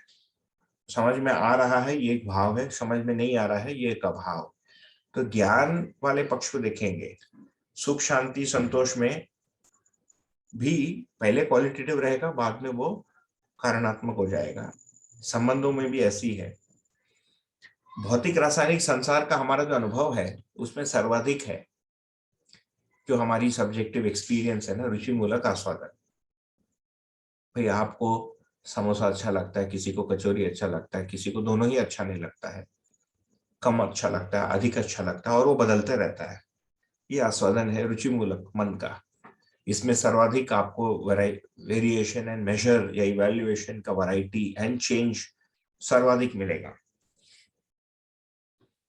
बट जैसे ही समझ या भाव वाले पक्ष में आएंगे, इंसल्ट, सम्मान, अपमान, इसमें लगभग संतुलन है ना। The feeling I was feeling good, I was feeling bad, I was feeling very bad. कि उसने ऐसा मुझे बोल दिया। व्हाट ही सेड, वो क्या बोला जिसके कारण आप दुखी हुए, मैं दुखी हूं, उसमें भेद होगा, पर उसमें उतनी वेरिएशन नहीं है जो मन के स्तर पर है, जो केवल रुचि के स्तर पर है, विषय भोग के स्तर पर है। ये गुणात्मक हुआ। जो पहले वाला जो है वो लगभग रुचि और गुण दोनों का मिश्रण है। मतलब रुचि आ रहा है और वो गुण में हमारे अंदर परिवर्तित हो जा रहा है। पर जिज्ञासा वाले पार्ट को यदि देखेंगे, उसमें संपूर्णता है या नहीं है, उसकी संतुष्टि है जिज्ञासा की। उदाहरण के रूप में भाई मध्यस्थ दर्शन, क्या ये ऐसा लगता है कि सारी चीजों के बारे में बात करता है? हाँ, इससे अधिक मैं सोच ही नहीं पाता हूँ, मैं इसके पहले जितना सोच पाया था उससे ज्यादा ही दे दिया। इससे अधिक कुछ मिलता है तो उसको भी पढ़ेंगे, परंतु सोचते सोचते किसी समय में इसमें लगता है कि नहीं, इससे अधिक तो कुछ होगा नहीं। ये अभी क्या हुआ, मतलब वो समझने के लिए पहले मैंने श्रम लगाया, ये कारणात्मक हो गया है ना। इसमें जो पीड़ा है ये नहीं समझने की पीड़ा है। तो दो प्रकार की पीड़ाओं की वर्णन है। इफ यू सी दिस परिभाषा समिति, आजकल तो एंड्रॉइड में ऐप आ गया उसका कई दिनों से, तो आप उसका उपयोग कर सकते हैं। आवेशात्मक पीड़ा एक डेफिनेशन है, दूसरा जिज्ञासात्मक पीड़ा। जैसे हम लोग 2 घंटा इकट्ठा बैठे हैं, ये जिज्ञासावश है, ये समझने का कुछ एक सुख मिलता है, जो ज्ञात होने का सुख है, जो व्यवहार से नहीं मिल सकता, खाने पीने से नहीं मिल सकता, मैथमेटिकली नहीं मिल सकता है ना। तो ये जो श्रम, तो ये सारा श्रम के वो है। 3 सुख की चर्चा की गई है मानव व्यवहार दर्शन में। हम पढ़ेंगे, विल रीच मानव व्यवहार दर्शन समडे ऑनलाइन क्लास में। पहले को लिखा है इंद्रिय सुख या भौतिक सुख क्षणिक, दूसरा बौद्धिक सुख दीर्घकालीन, तथा आध्यात्मिक सुख है ना। तो ये जो खुद को समझने वाली जो चीज है, ये आध्यात्मिक सुख से संबंधित है। So that is spiritual contentment, वो ज्ञान से पूरा होता है, ठीक है ना, वो भी श्रम ही है। भैया ये वाला पार्ट थोड़ा रिपीट कर दीजिए, जो आपने बोला आवेश वाला पीड़ा और आवेशात्मक जिज्ञासा पीड़ा, वाला। आवेशात्मक पीड़ा और जिज्ञासात्मक पीड़ा। आवेशात्मक पीड़ा है कि भूख लगी है, फटाफट खाना है, यार बहुत प्यास लगी थी, उसने पानी पिला दी, मेरे को इतना अच्छा लगा उस दिन, है ना। ये एक आवेश हुआ, उस आवेश को शमन करने के लिए हमने कुछ किया, उससे वो शमन हुआ। जनरली शरीर को तृप्त जितने भी चीजें करते हैं वो आवेश ही है। It's excited state of the body. जैसे अभी मैं नॉर्मल स्टेट में हूं तो भूख प्यास नहीं है, ठंडी गर्मी नहीं है, सब अनुकूल है। इसमें से कोई भी एक वेरिएबल यदि बदल जाता है, जैसे भूख लगी, प्यास लग गया, मेरे शरीर में सोडियम कम हो गया, पोटेशियम बढ़ गया, ग्लूकोज लेवल बढ़ गया शरीर में, तो आवेश हो जाएगा। उसको शांत करने के लिए कुछ करना है। ब्लड प्रेशर बढ़ गया, एक आवेश है। तो फिजिकल एंड केमिकल दोनों आवेश शरीर में होते रहते हैं, है ना। वो जब शरीर के नियंत्रण वाली सीमा में है, वही भूख और प्यास के रूप में समझ में आता है। नींद की आवश्यकता पड़ जाती है। विषम आवेश भी होता है ना, आवेश सम भी होता है, विषम भी होता है, plus and minus, if you want to give it, मतलब ये मैथमेटिकल टर्मिनोलॉजी। तो विषम आवेश ही है कि नींद आ गई, अब नहीं सो, ये शरीर का ही स्टेट है ये। तो ये सारा आवेशात्मक पीड़ा इस रूप में है। गाड़ी में 150 किलोमीटर पर आवर में गाड़ी में घूमना आवेशात्मक ही है, वो पीड़ा। वो मन से उस थ्रिल को प्राप्त करने के लिए है। तो अधिकांश जो आवेशात्मक पीड़ाएं हैं ये मन से होंगी, कुछ ऊपर भी होंगी। जिज्ञासात्मक पीड़ा अप्राप्त अज्ञात को ज्ञात करने के लिए, टू नो द अननोन। आवेशात्मक पीड़ा अप्राप्त को प्राप्त करने के लिए, भौतिक वस्तु को प्राप्त करना चाहते हैं, किसी आदमी को प्राप्त करना चाहते हैं, जैसे क्या बोलते हैं ब्लाइंड लव या क्रेजी लव, ये आवेशात्मक पीड़ा है। अप्राप्त है कोई वस्तु, उसको प्राप्त करना चाहता हूँ।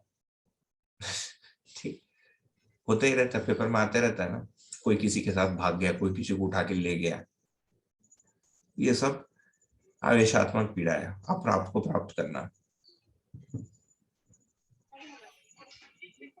आप मतलब फिजिकल केमिकल एंटिटी को प्राप्त। इवन मेंटल एंटिटी, मुझे बच्चा, जैसे बच्चे पर मोह हो जाता है तो छोड़ूंगा नहीं, वो बड़ा हो गया उसके बाद बच्चा रहता है, वही चीज हम उस पर सुपर इम्पोज कर लेते हैं। लव में क्या हो रहा है, फिजिकल केमिकल अट्रैक्शन तो होता ही है, मेंटल अट्रैक्शन, और उसको लव नहीं बोलेंगे, उसको लस्ट बोलेंगे, और लव है तो मेंटल अट्रैक्शन है ना। और मैं कभी कभी वही सोचता हूँ, हमारी बातें लोग सुनेंगे तो बोलेंगे कैसा तुम लोग बात करते हो, एंड मतलब how can you talk of love like that, है ना, पोएट विल बी ऑफेंडेड।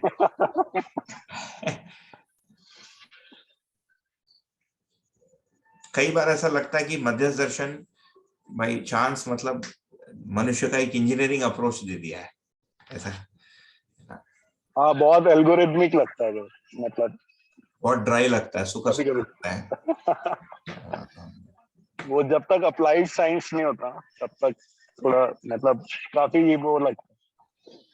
और भैया कई आवेश वाला जो आप बोल रहे थे, इस पे मतलब कई बार ऐसा लगता है जैसा ऑफिस में I had a bad day, या फिर मतलब कुछ किसी के साथ व्यवहार गलत हो गया तो गुस्सा आ गया, तो और उसकी वजह से उस दिन ज्यादा इंटेंसिटी रहती है कि कुछ मतलब पढ़ने की in form of a relief, तो उससे मतलब आई डोंट नो, वो जिज्ञासा की पीड़ा तो नहीं है मतलब, बट आवेश की पीड़ा से जिज्ञासा की पीड़ा ट्रिगर हो जाती है। आई डोंट, मतलब मेरे साथ ही होता बिल्कुल नहीं, ये तो रिप्लेसमेंट थेरेपी है, लोअर वैल्यू है। के आवेश को हायर वैल्यू के वस्तु से रिप्लेस कर दो, थोड़ी शांति मिलेगी, है ना। बिल्कुल। तो कमिंग बैक टू बल एंड शक्ति, तो स्थिति में बल और गति में शक्ति, तो जब हम श्रम गति परिणाम को पदार्थ अवस्था या भौतिक परमाणु में देखते हैं, देखने का मतलब समझना है ना, देखने का मतलब ऐसे बाहर परमाणु तो दिखता नहीं, ऐसे इलेक्ट्रॉन माइक्रोस्कोप से परमाणु दिखता है ऐसा नहीं है, the last I check you can not see the atom as such, जैसे हम विजुअल स्पेक्ट्रम में जैसे देखते हैं यूजिंग एनी काइंड ऑफ ये, तो जितनी भी मॉडल्स है हमारे वो पिक्चराइजेशन है उस एटम का, इसीलिए फिर अभी इलेक्ट्रॉन क्लाउड बोलते हैं, जो क्लासिकल मॉडल है जो फिजिक्स टेक्स्ट बुक में दिखते हैं, बोलता है यार ऐसा तो दिखता नहीं है, पिक्चराइजेशन ठीक है। तो उसकी जो गति है, जो वर्तुल गति है, वो उसका प्रभाव उसके गति के क्षेत्र से बाहर भी जाता है ना, इसका नाम है गुण, उसी को हम कहेंगे विद्युत, ताप और ध्वनि। तो उसका एक भाग विद्युत के रूप में आता है, एक भाग ताप के रूप में समझ में आता है, एक भाग ध्वनि के रूप में समझ में आता है। विद्युत को भी अभी सोचेंगे तो इलेक्ट्रिसिटी एक मॉडर्न 200-250 वर्ष पहले की एक डिस्कवरी बोलिए, इन्वेंशन बोलिए। बाकी उसके पहले इलेक्ट्रिसिटी को सोचने के लिए या तो स्टैटिक चार्ज के रूप में लोगों ने अनुभव किया होगा, या जैसे लाइटनिंग स्ट्राइक होती है ना, क्या बोलते हैं उसको, धारा, हिंदी में जो भी बोलते हैं लाइटनिंग को, बिजली चमकती है उसको भी बिजली बोलते हैं। वहां से लोगों को दिखा होगा कि ये कोई ताकत है, क्योंकि ऊपर से आता है और है ना, there is a flash and एक आदमी को जला देता है, एक पेड़ को पूरा जला देता है इन अ सेकेंड। बाकी ताप को देखेंगे तो हमारा जो त्वचा है उससे हमको ताप का ज्ञान होता है, तो हमारे त्वचा का एक रेंज है टेम्परेचर को सहन करने का, इससे ठंडी गर्मी का ज्ञान मानव को होता है। पशुओं को ज्ञान नहीं होता उसका, उसको समझ नहीं पाते, उसके अनुकूलता प्रतिकूलता को पहचान पाते, उसके अनुसार सेट करते हैं।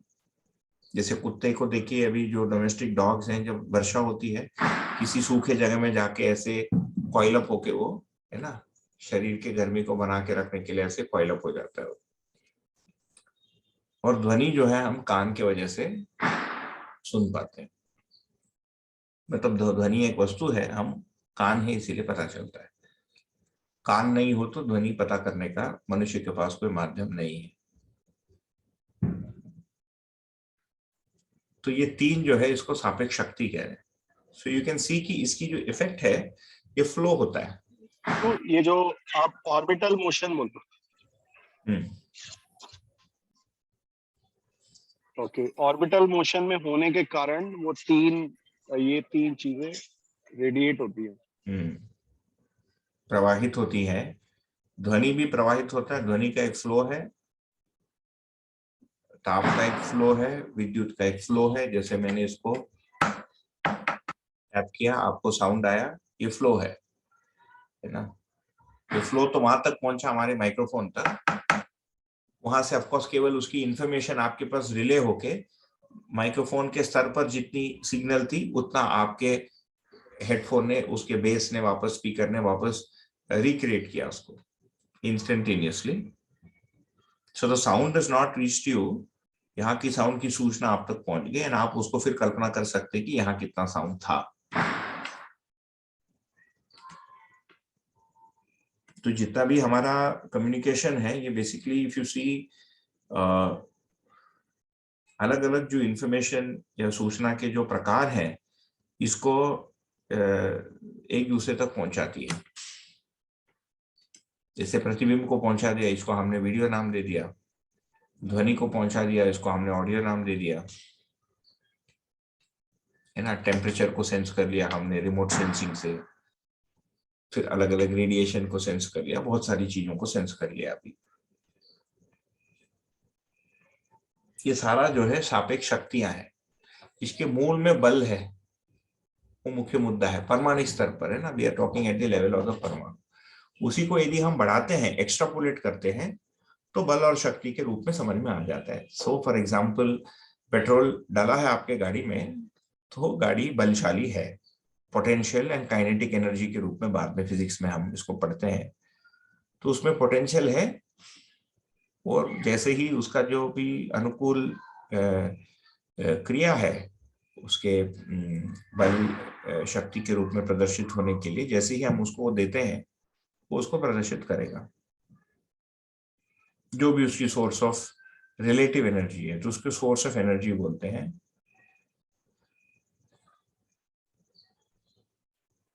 आजकल तो एनर्जी एक्सचेंज भी है, आई बिलीव लंदन में एनर्जी एक्सचेंज, एनर्जी को खरीदते हैं, बेचते हैं। जो अभी तक एनर्जी बनाने उसको लोग खरीदते बेचते हैं, कहीं का कहीं चलेगा दुनिया, काल्पनिक। इंडिया में भी है, हाँ इंडिया में भी है, सही बात है। IEX, Indian IEX, Indian energy exchange, somebody told me this। कहीं का कहीं चले गया वो। अभी मैं जो ट्रेन से आया था, my train was delayed by 16 hours, मतलब delayed by 16, totally delayed by 24 hours. My journey time was extended by 16 hours. मैं 21 + 16, 38 घंटे ट्रेन में बैठा था। बाद में पता चला पावर स्टेशन को कोयला का वो हो गया क्राइसिस, तो दिल्ली से इनको डायरेक्टिव आया था कि सारे पैसेंजर ट्रेन को रोको और कोयले को मालगाड़ी ढोएगी। तो जगह जगह हम रुकते हुए आए, 4 घंटा, कहीं 8 घंटा, कहीं 6 घंटा। कहाँ कोयला तो दिखा नहीं, but I got to know later on कि कोयला, अभी जो पूरा ट्रेन लेट चल रहा है पूरे भारत में, वो एनर्जी ही ट्रांसपोर्ट हो रहा है कोयले के रूप में।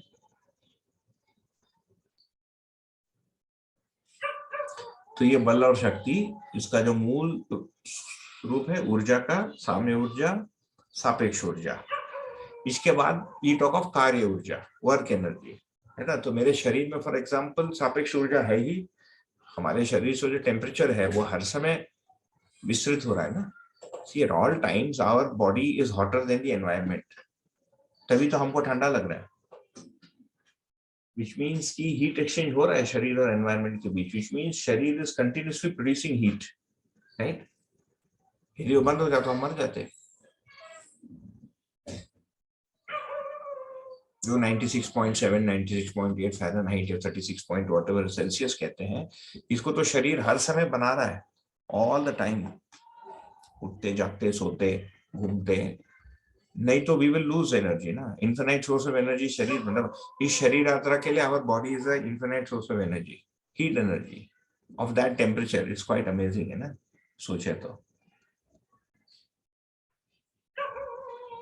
मतलब जब भी वो रिवर्स हो जाता है, the body is colder than the surrounding, हमको गर्मी लगती है, उल्टा होता है। तो बॉडी अब्सॉर्ब भी नहीं करता है। हम 36 में है, बाहर 45 टेम्परेचर है, the body is not absorbing heat, it is sweating to try to maintain, and vice versa, जो हम सभी लोग एक्सपीरियंस करते ही हैं। बट सिद्धांत वहां पर भी वही है, ताप के रूप में, है ना। ताप is heat, not temperature. Temperature एक रीडिंग होता है, जो रिलेटिव रीडिंग होती है। तो हीट जो है, ताप प्रत्येक मानव तप्त है, प्रत्येक बच्चा भी तपता है एट द सेम टेम्परेचर। तो ये सापेक्ष ऊर्जा में जैसे ही आते हैं, ये शरीर में सापेक्ष ऊर्जा के रूप में समझ में आता है। फिर कार्य ऊर्जा क्या हुआ कि हमारे हाथ पैर से हमने कुछ किया, जैसे मैंने इस पेन को उठाया, रखा, सो आई डिड सम वर्क। ये फिर हम फाइनली इसको श्रम के रूप में पहचानेंगे, श्रम से समृद्धि, स्वधन। तो ये श्रम जो है ये व्यवहारिक श्रम है। आई कांट से मैं शरीर के रूप में बना हुआ हूं तो मेरा श्रम है ना, आई कैन से, बट उसका वो स्तर दूसरा है, वो मनुष्य को कुछ कंट्रीब्यूट नहीं कर रहा है। या मेरे शरीर के सारे परमाणु वैसे भी श्रम कर ही रहे हैं, मुझे अलग से श्रम करने की आवश्यकता क्या है, ये तर्क आ ही सकता है। मतलब वो श्रम जो हो रहा है that is to maintain the state of the body, मतलब जैसा वो तो बॉडी मेंटेन करके रख रहा है। सारे जो ऑर्गन जो एक साथ बने हुए हैं ना, they are interacting with each other continuously, तो कुछ कर नहीं रहे हैं।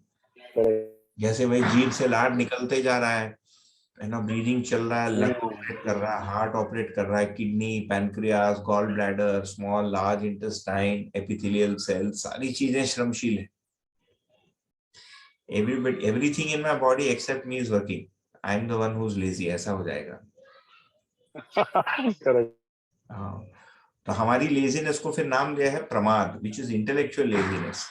अरे यार ये सब बहुत हो गया, कहाँ तुम है ना शांति से रहो, कीप लाइफ सिंपल, कहाँ तुमको पढ़ना है बल शक्ति और अस्तित्व दर्शन।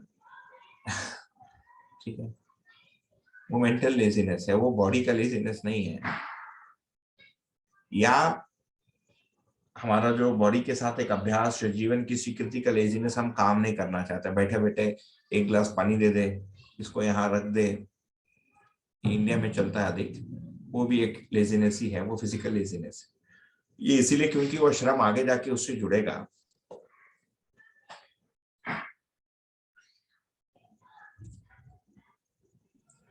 तो श्रम को देखेंगे तो अस्तित्व में हर चीज फिर श्रमशील है, चींटी भी काम कर रहा है, हर प्राणावस्था की चाहे एक पौधा काम कर रहा है, so till it lives it is working.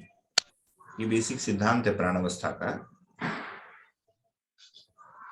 है ना। एक मधुमक्खी भी कार्य कर रहा है, आदमी भी काम करता है, आदमी के काम के अलग अलग प्रकार है, उसको हम प्रोफेशन बोलते हैं, ऑक्यूपेशन बोलते हैं, ठीक।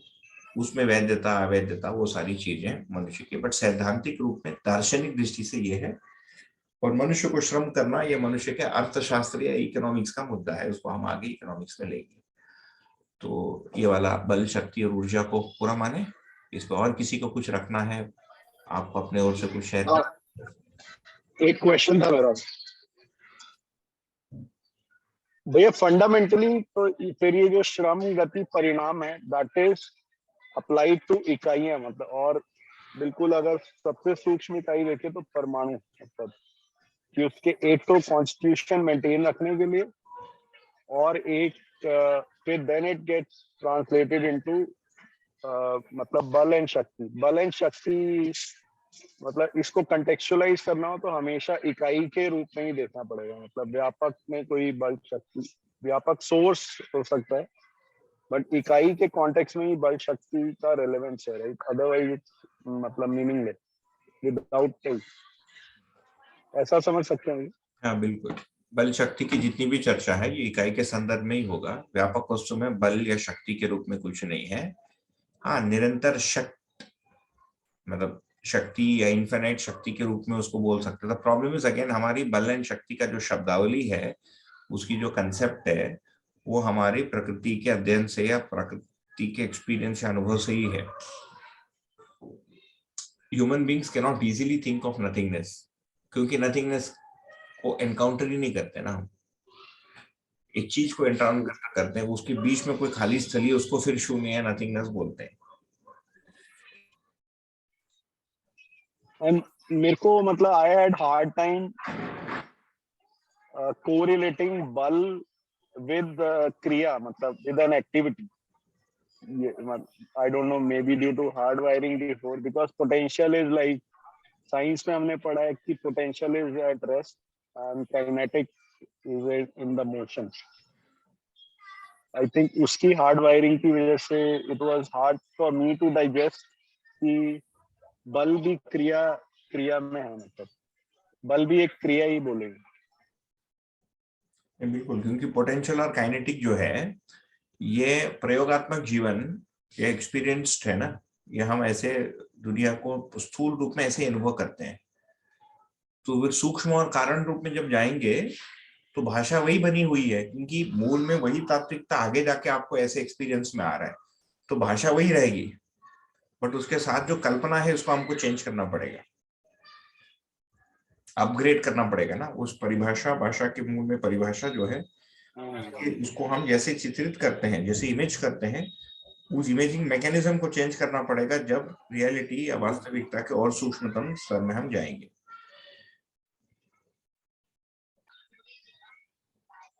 आई was trying to superimpose एक अलग ऑब्जेक्टिविटी को इस ऑब्जेक्टिविटी को, मतलब these are two different reality, two different levels of reality.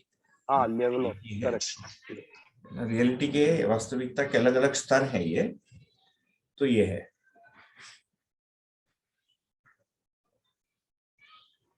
भैया नमस्ते। बताइए। हाँ, मेरा प्रश्न ये था कि बल जिक्र, इसमें कहीं भी गुरुत्वाकर्षण बल का जिक्र नहीं आया है। मतलब वो भी एक फंडामेंटल और इम्पोर्टेंट बल है, गुरुत्वाकर्षण बल, उसकी कहीं चर्चा अभी सुनी नहीं मैंने, ना पढ़ी। तो ये मतलब किसी दूसरे फॉर्म में वो ऑलरेडी इंक्लूडेड है या मतलब कुछ और बात है? आएगा गुरुत्वाकर्षण जो बल है वो हम शक्ति के रूप में, अभी नेक्स्ट स्थितादि विज्ञान वाला जो नोट है अभी इसी कॉल के बाद में भेज दूंगा उस पुस्तक को, तो सायंकाल वाली ग्रुप उसको पढ़ना शुरू कर सकती है ना। और हम चर्चा सारे उस पर करेंगे, है ना, तो उसमें आएगा। बट कुल मिलाकर गुरुत्वाकर्षण बल उसमें जब आएगा तो उसमें और अच्छे से बात कर लेंगे। बट यहाँ पर बेसिकली इसको परिभाषित अलग विधि से किया है। गुरुत्वाकर्षण को भार का बंधन, एक्चुअली अणु का जो बंधन है, एक अणु का दूसरे अणु के साथ जो बंधन है ना, इसको हम कह रहे हैं अणुबंधन। वही भार बंधन के रूप में परिभाषित है। ये दो वस्तुएं जो एक साथ रहना चाहती हैं, उसको रोकने के लिए जो हमको फोर्स लगाना पड़ता है उसका नाम है गुरुत्वाकर्षण। ठीक,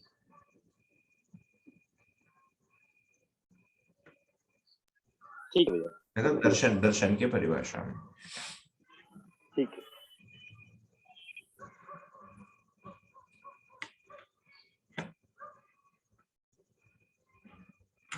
ठीक है, और कोई बल, शक्ति, ऊर्जा पे? भैया वो कल हमारे ग्रुप में हम लोग पढ़ रहे थे, तो शून्याकर्षण पर जो आया था, प्रश्न बना था कि सभी जो इकाइयां वो शून्याकर्षण में है, तो भैया उसके बारे में आप बताएंगे, वो हमको समझ में नहीं आया था। इसको एक दो लाइन में भी कर लेंगे, क्योंकि वो सहस्त्रवादी विज्ञान में बहुत सारे ये उस पुस्तक में ये फिजिक्स और इस टाइप की बहुत सारी चीजें आ जाएंगी, तो उसको इकट्ठा कर लेंगे तो अच्छा रहेगा, बाकी लोग उसको एक बार पढ़ लेंगे।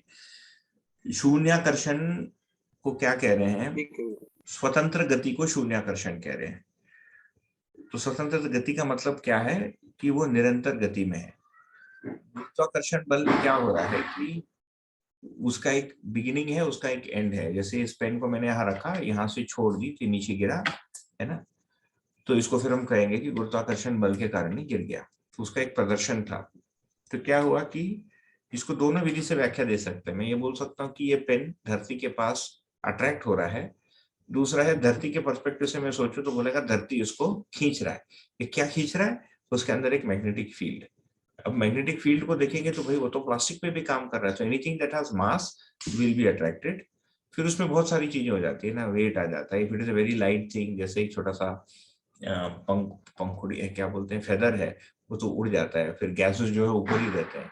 बट गैसेस को भी देखेंगे, है ना, जो थोड़े से और लाइट गैसेस भी होती है धरती के उस पे, वो भी धरती के वातावरण में ही बने हुए हैं। तो धरती का एक ग्रेविटेशनल, इसका इन्होंने पहचाना है वैज्ञानिक विधि से, 36,000 किलोमीटर तक ग्रेविटेशनल पुल है। इसीलिए जो जियो स्टेशनरी ऑर्बिट है वो 36,000 किलोमीटर के उस पार ही है। उस पार जो है उसमें कोई गुरुत्वाकर्षण बल किसी भी प्लेनेट का नहीं है। वहां पर उसकी एक स्वतंत्र गति हो जाती है, उसका नाम है शून्याकर्षण। तो इकाइयों की स्वतंत्र गति बराबर शून्याकर्षण। स्वतंत्र गति मतलब उसकी गतिशीलता के लिए दूसरी कोई सापेक्ष शक्ति कारक तत्व नहीं है। अब ये बिल्कुल ही नई कंसेप्ट है, इस पर हमको और लंबा और चर्चा करना पड़ेगा। जो लोग कुछ फिजिक्स, यदि अपने पास कोई ऐसे लोग हैं तो हो सकता है वो आधुनिक फिजिक्स या मॉडर्न फिजिक्स का इस पर क्या सोच विचार है उस पर भी डाल सकते हैं, है ना। तो जो सहस्त्रवादी विज्ञान वाला आएगा और डिटेल में चर्चा करना चाहते तो कर सकते हैं, बट अब के लिए ये है। तो धरती का जो अपने दूरी पर घूमना और सूर्य के सभी ओर चक्कर काटना, ये शून्याकर्षण का प्रदर्शन है ना। एक परमाणु में जो परमाणु अंश है वो भी शून्याकर्षण में है। They are not really attracted towards each other. वहां पर मे बी इलेक्ट्रिकल फोर्सेस है, इस प्रकार का हमको व्याख्या देना पड़ेगा।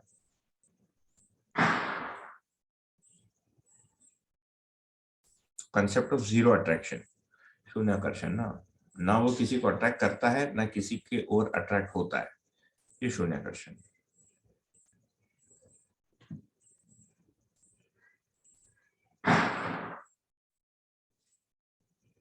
ठीक है, ठीक है भैया। भैया ये भी तो हो सकता है ना, जैसे आकर्षण और विकर्षण के बीच में जो है वो शून्याकर्षण गति हो गई, जैसा कि एग्जाम्पल था। जैसे जैसे एक अट्रैक्टिव फोर्स हुआ, एक रिपल्सिव फोर्स हुआ।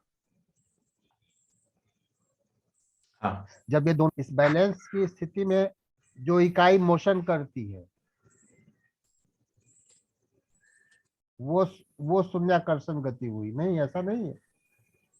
नहीं, ऐसा नहीं है, उसमें कोई सापेक्षता नहीं होगी। आप जो कह रहे हैं वो बैलेंस है ना। तो दो चीजें खींच रही हैं ठीक एक दूसरे को, और वो एक प्रकार से उसका जो भी फोर्सेस है वो संतुलित हो गया, वो शून्याकर्षण नहीं है, वो संतुलित आकर्षण कहलाएगा, बैलेंस्ड आकर्षण या विकर्षण। शून्याकर्षण का मतलब कोई फोर्स दूसरे पर लागू ही नहीं हो रहा है, खींचने वाला या भगाने वाला उस पर्टिकुलर इकाई का। फॉर एग्जाम्पल बटन है। हाँ बोलिए। मतलब शून्याकर्षण में फिर क्या स्थित क्या है शून्याकर्षण? जैसे प्लेनेट मूव कर रही है, हाँ तो संज्ञाकर्षण में मूव कर रही है, उस पर कोई किसी तरह का कोई आकर्षण बल नहीं लग रहा है। नहीं। ठीक है। अब मान लीजिए कि मुझे नहीं पता है कि जो प्लेनेट का मूवमेंट है वो सेंट्रीपिटल और सेंट्रीफ्यूगल, मुझे नहीं पता फिजिक्स, और मैं देख रहा हूं कि वो गति में है, और मुझे इस आकर्षण गति का नहीं मालूम, और मैं कह दूं कि उसको वो शून्याकर्षण गति में है, शून्याकर्षण की स्थिति में गति में है।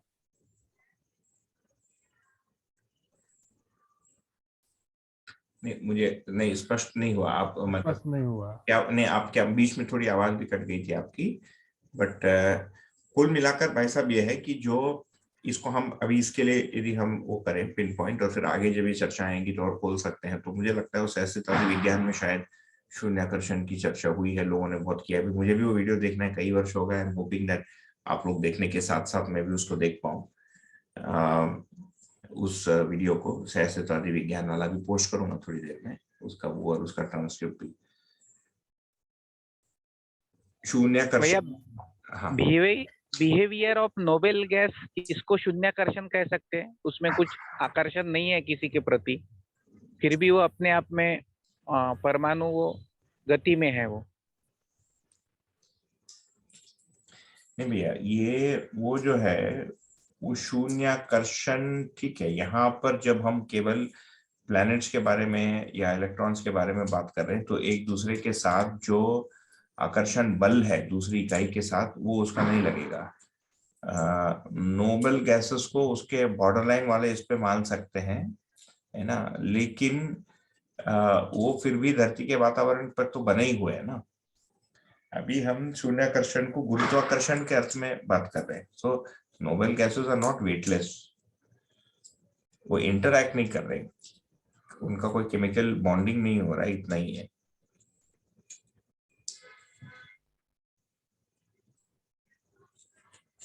शून्याकर्षण जो दर्शन में लिखा है उसको उसके संदर्भ में स्पेसिफिकली या कोर में भी हम देखना चाहेंगे, जितने भी हमको ग्रह गोल दिखते हैं इनका स्वतंत्र गति अपनी धुरी पर भी घूम रहा है और किसी एक सूर्य या किसी एक चांद या जो भी उसके सभी ओर घूम रहा है, और जो मध्य में है वो अपनी ही धुरी पर घूम रहा है, वहां पर बना हुआ है।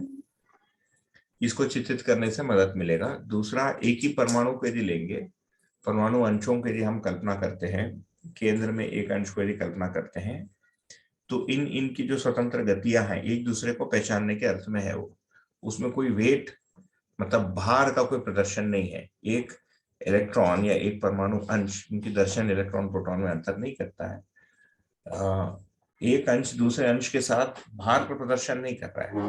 भार की जितनी हमारी कल्पना है ये पिंड के साथ है, और वही धरती इतनी भार, the heaviest thing on the planet is the planet itself, right?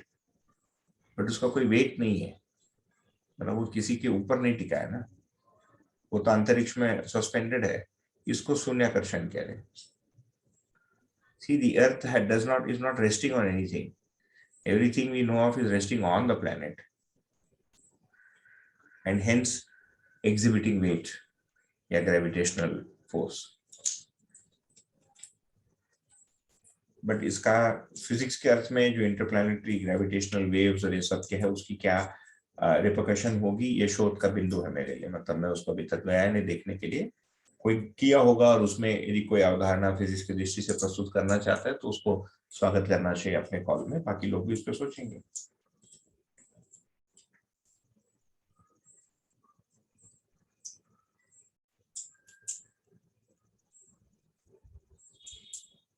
ठीक है, ये शून्याकर्षण वाला अभी के लिए, जिसमें और कोई मत मूल में शून्याकर्षण शब्द से दर्शन क्या इंगित करना चाह रहे, पहले हम उसको पकड़ लें, है ना। उसके लिए मैंने 2 उदाहरण बताए, और बात करनी हो तो बताइए।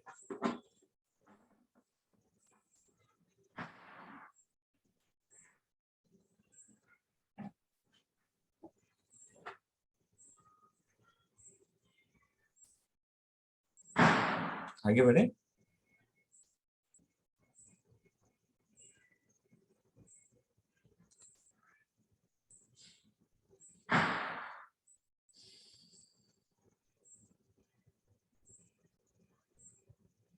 रेखा शर्मा जी ने यहाँ लिखा है, ठीक है भैया। हाँ, शून्याकर्षण का मतलब पृथ्वी अपने आप में गतिमान है। हाँ, दूसरे ग्रह गोल अपने आप में गतिमान है। तो सारी इकाइयां अपने आप में स्वयं गतिमान है। सारे ग्रह गोल जी। तो इसी को शून्याकर्षण कह रहे हैं हम लोग। स्वतंत्र गति, अस्वतंत्र गति। शून्याकर्षण कह रहे हैं। किसी एक धरती पर गतियों को देखेंगे, सारे सापेक्ष गति हैं, वो स्वतंत्र नहीं है फिर।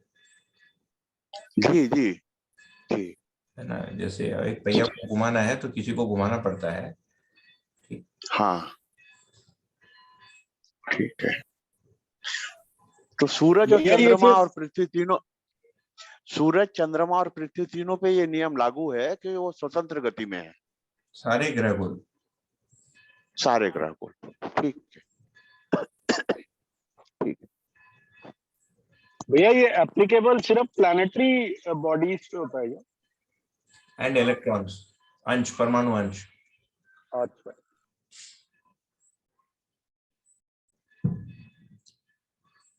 बीच में कहीं इसका उपयोग नहीं है।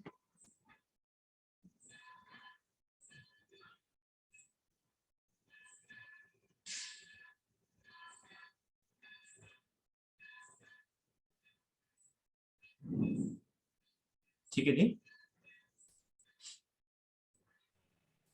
भैया एक प्रश्न है, मानव प्रयोजन और मानव लक्ष्य और जीवन उद्देश्य, ये ऐसे तीनों अलग अलग क्यों है? क्योंकि मानव तो शरीर और मतलब जीवन का कॉम्बिनेशन है। आप क्या बोले? मानव लक्ष्य, जीवन प्रयोजन, जीवन उद्देश्य, मानव लक्ष्य और मानव प्रयोजन, ये दर्शन में ये तीन चीजों का उल्लेख है, ये अलग अलग क्यों है, जबकि मानव तो जीवन और शरीर का संयुक्त स्वरूप है, तो इसको अलग अलग देखने की जरूरत क्यों है? नहीं, वो अलग अलग नहीं है, एक से एक जुड़ा हुआ है, भाषा के रूप में अलग अलग है। जीवन को देखेंगे तो शरीर के पहले भी जीवन है, शरीर खत्म होने के बाद भी जीवन है। ठीक, तो जीवन की आवश्यकता को देखेंगे तो सुख है। फिर जीवन में जो सुख है ये 4 स्तरों पर है। एक स्तर को नाम दिया सुख, दूसरे को शांति, तीसरा संतोष, चौथा आनंद, 5वां यदि पकड़ना चाहते हैं तो परमानंद। तो ये 5 प्रकार की या 5 स्तर की या 5 ग्रेड की तृप्तियां जीवन में पाई जाती है। जीवन जब मानव शरीर के साथ मतलब मानव के रूप में जीता है, मानव परंपरा में, तो उसमें आध्यात्मिक के साथ बौद्धिक और भौतिक भी उद्देश्य जुड़ जाते हैं, प्रयोजन, क्योंकि अस्तित्व में निष्प्रयोजन कुछ है नहीं। तो मानव का यदि हम लक्ष्य को देखेंगे, मानव रूप में जब जीवन रहता है तो प्रथम को नाम दिया समाधान। समाधान क्या हो गया? जितनी स्थिति परिस्थितियों के साथ वो जीता है, सभी के मूल में जो उत्तर है, क्यों और कैसे के रूप में जो उत्तर है, उसको प्राप्त कर लेना, उसको सभी स्तरों पर प्राप्त कर लेना। तो उससे उसकी अपनी भी तृप्ति पूरी हो जाएगी और मानव के रूप में उसको जो दिखता है वो भी पूरा हो जाएगा। उसके बाद आता है समृद्धि। ये मानव का लक्ष्य है, क्योंकि मानव के साथ शरीर है, यदि शरीर नहीं है तो समृद्धि की आवश्यकता ही नहीं।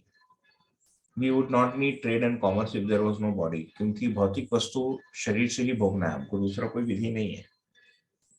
तो स्वतंत्र रूप में जब जीवन रहता है तो समृद्धि की कोई आवश्यकता ही नहीं है। So all of us are equally rich once we are dead, है ना। अमीरी और गरीबी शरीर के साथ ही है ना। जैसे शरीर छूट गया, बाकी तो आसक्ति है, उसका उपयोग कुछ नहीं कर सकता। सारा पैसा फाइनली कोई भौतिक वस्तु का मतलब शरीर चाहिए, भोगने के लिए, रखने के लिए, देखने के लिए, स्वीकारने के लिए। तो समृद्धि इसीलिए मानव परंपरा में ही है। फिर मानव समाज के रूप में जब जिएगा तो जीवन में जो संतोष है, क्योंकि जीवन में संतोष कोई एक बिंदु ऐसा तो नहीं है ना, तो संतोष को दर्शन में लिखा है चित्त के स्तर पे संतोष। चित्त का एक स्थिति क्रिया है, उसका संतुलन क्रिया का नाम है संतोष। चित्त द्वारा ही हम एक दूसरे से संबंधित भी हैं। उन संबंधों का संतुलित स्वरूप को यदि हम पा लेते हैं समझ के रूप में, और उसमें यदि जी लेते हैं, इसी का नाम है अभय।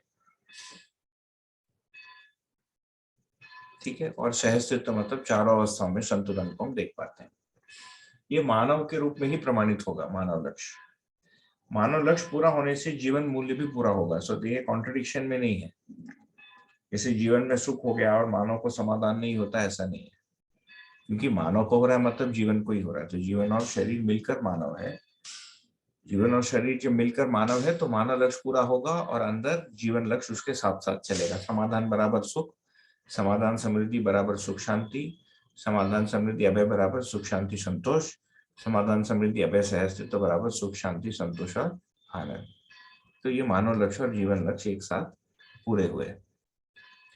मानव शरीर भी छूट जाता है और उसके बाद मान लेते हैं वो शरीर आता नहीं लेता है या एक ब्रेक ले लेता है 50 साल के लिए, तो उसमें दरिद्रता और विषमता ये वाली चीजें नहीं रहेंगी। जीवन की उसकी जो स्थिति है वो बनी ही रहेगी उसके साथ, वो उसका स्वत्व बन गया। तो सुख का, शांति का, संतोष का या जागृति का यदि जागृत हो जाता है तो वो जागृति उसमें बनी रहती है। तो ये अमीरी गरीबी और ना ग्लोबल वार्मिंग, ये सब कोको वार्मिंग होना ही नहीं है। जीवन को ठंडी घर में कुछ रखना ही नहीं है।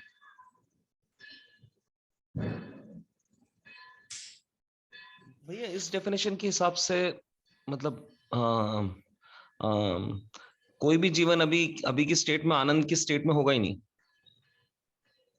नहीं होगा। क्यों नहीं होगा? क्योंकि अभयता समाज में आई नहीं है, मतलब सहस्तित्व तो आया नहीं है, मतलब कहाँ, तो कैसे आनंद परमानंद वगैरह कैसे? समाज में आने से हमको आनंद होगा, फिर तो गड़बड़ हो जाएगा। नहीं तो तो अभयता कैसे आएगी फिर? अभयता मतलब कैसे? अभयता तो समाज के लेवल पे ना, तो समाज के लेवल पे अभयता भी कहाँ है? बट इसमें ये दिक्कत हो जाएगा कि देन माय अभयता is dependent on your foolishness. नहीं, but that's what is the definition is ना। अभयता कैसे? अभयता जब समाज के लेवल पे बोल रहे हैं तो फिर क्या है मतलब? वही, इसीलिए वो डेफिनेशन का एक पार्ट है वो। एंड ये कॉमन जो है, विपर्ययी बोलते हैं उसको, कॉमन एक एरर है हमारे कॉग्निशन में उस परिभाषा को समझने में। और तो जब अभय कह रहे हैं तो हमको हमारे अंदर स्पष्ट हो जाता है कि अभयता वर्तमान है, चाहे अभी आदमी हो पा रहा है नहीं हो पा रहा है। उसके बाद उसको बाहर प्रमाणित होने में समय लगेगा, है ना। नहीं तो मैं जागृत हो ही नहीं सकता, क्योंकि मेरे संतोषी नहीं होगी। एंड आप जब तक संतुष्ट नहीं होंगे, मैं संतुष्ट, तो अंडा मुर्गी हो जाएगा, है ना। विल समाज बिकम अभय फर्स्ट, उसके बाद मेरी संतोष बनेगी, या सभी लोगों में संतुष्ट होने के बाद अभयता व्यक्त होगा। तो जीवन की अपनी जागृति is not dependent on somebody else's जागृति और फूलिशनेस। उसका हाँ परस्पर, उस फूलिशनेस का मतलब बेवकूफी, है ना। बाकी लोग नहीं समझना चाहते, इसलिए मेरी समझ रुक जाएगी कि ऐसा नहीं है, फिर तो परतंत्र हो गया, फंस गया वो तो। नहीं, हमारी ज्ञान और समझ में बाकी लोगों का योगदान रहता है, गुरु का योगदान रहता है, सारी चीजें रहती है, लेकिन वो कोई रोकता नहीं। उदाहरण के रूप में जैसे समृद्धि है, क्या समृद्धि का इतना ही मतलब है कि मैंने गाय पाल ली या भैंस पाल ली, कुछ भी, है ना। हम गाय की ही बात करते हैं, हो सकता है कोई भैंस भी पालेगा, ऊंट भी पालेगा, जो भी पालेगा, और उससे हमने घर के खर्चे चला लिए और इन्फ्लेशन से आगे रह लिए। नहीं, ये तो बहुत ही, मतलब ये तो होगा, लेकिन ये अभी के वस्तुस्थिति के अनुसार उसका समाधान है। समृद्धि, समृद्धि का मूल भाव ज्ञान के अर्थ में है। हमारे अंदर जो अनुभव होता है वो अभाव के अर्थ में है, कि मुझे जो चाहिए मुझे मिला है, ये समृद्धि है। ठीक, ये चित्त की संतुष्टि का स्तर है समृद्धि, ज्ञान के अर्थ में। फिर उसको प्रमाणित करना, एक्चुअलाइज करना एक अलग क्रम है, उसमें बहुत सारी फैक्टर्स आ जाएंगी। उस समय का जैसे 400 वर्ष पहले यदि किसी को समृद्ध होना था तो मामला बिल्कुल ही अलग था, इतने खर्चे ही नहीं थे। हम पॉइंट्स के रूप में भी लेंगे, मान लो आज के दिन जिंदगी जीने के लिए 30,000 पॉइंट चाहिए महीने का, जो भी उसको करेंसी आप डालो, बिटकॉइन बोल दो, डॉलर बोल दो, रुपए बोल दो, कुछ भी बोल दो, श्रम मूल्य बोल दो। हमारा अभी कंजम्पशन का फुटप्रिंट इतना कॉम्प्लेक्स हो गया कि 30,000 पॉइंट चाहिए। भाई 200 वर्ष पहले मेरे अनुसार तो भाई 2,000-5,000 पॉइंट में पूरा हो जाता काम। ठीक है, तो जो मूल में समृद्धि का भाव है वो देश कालातीत है। उसको जब करने जाएंगे तो देश काल दोनों चीजें आ जाएंगी। तो अभयता मेरे अंदर स्वीकृति के रूप में, ज्ञान के रूप में स्पष्ट हो जाएगा कि मानव के बीच में विश्वास या परस्परता में विश्वास एक यथार्थ है, और ये विश्वास मेरा स्वभाव है, क्योंकि अस्तित्व में यही है ना। ये मेरे अध्ययन का, अभ्यास का, समझ का फलन है ये स्वीकृति। इट डजंट मैटर उस समय आप विश्वास योग्य है कि नहीं है, वो आपकी योग्यता है, क्योंकि नहीं तो विश्वास भी नहीं हो पाएगा। You can never have trust on everybody, because people are never going to be trustworthy, at least not in the immediate future.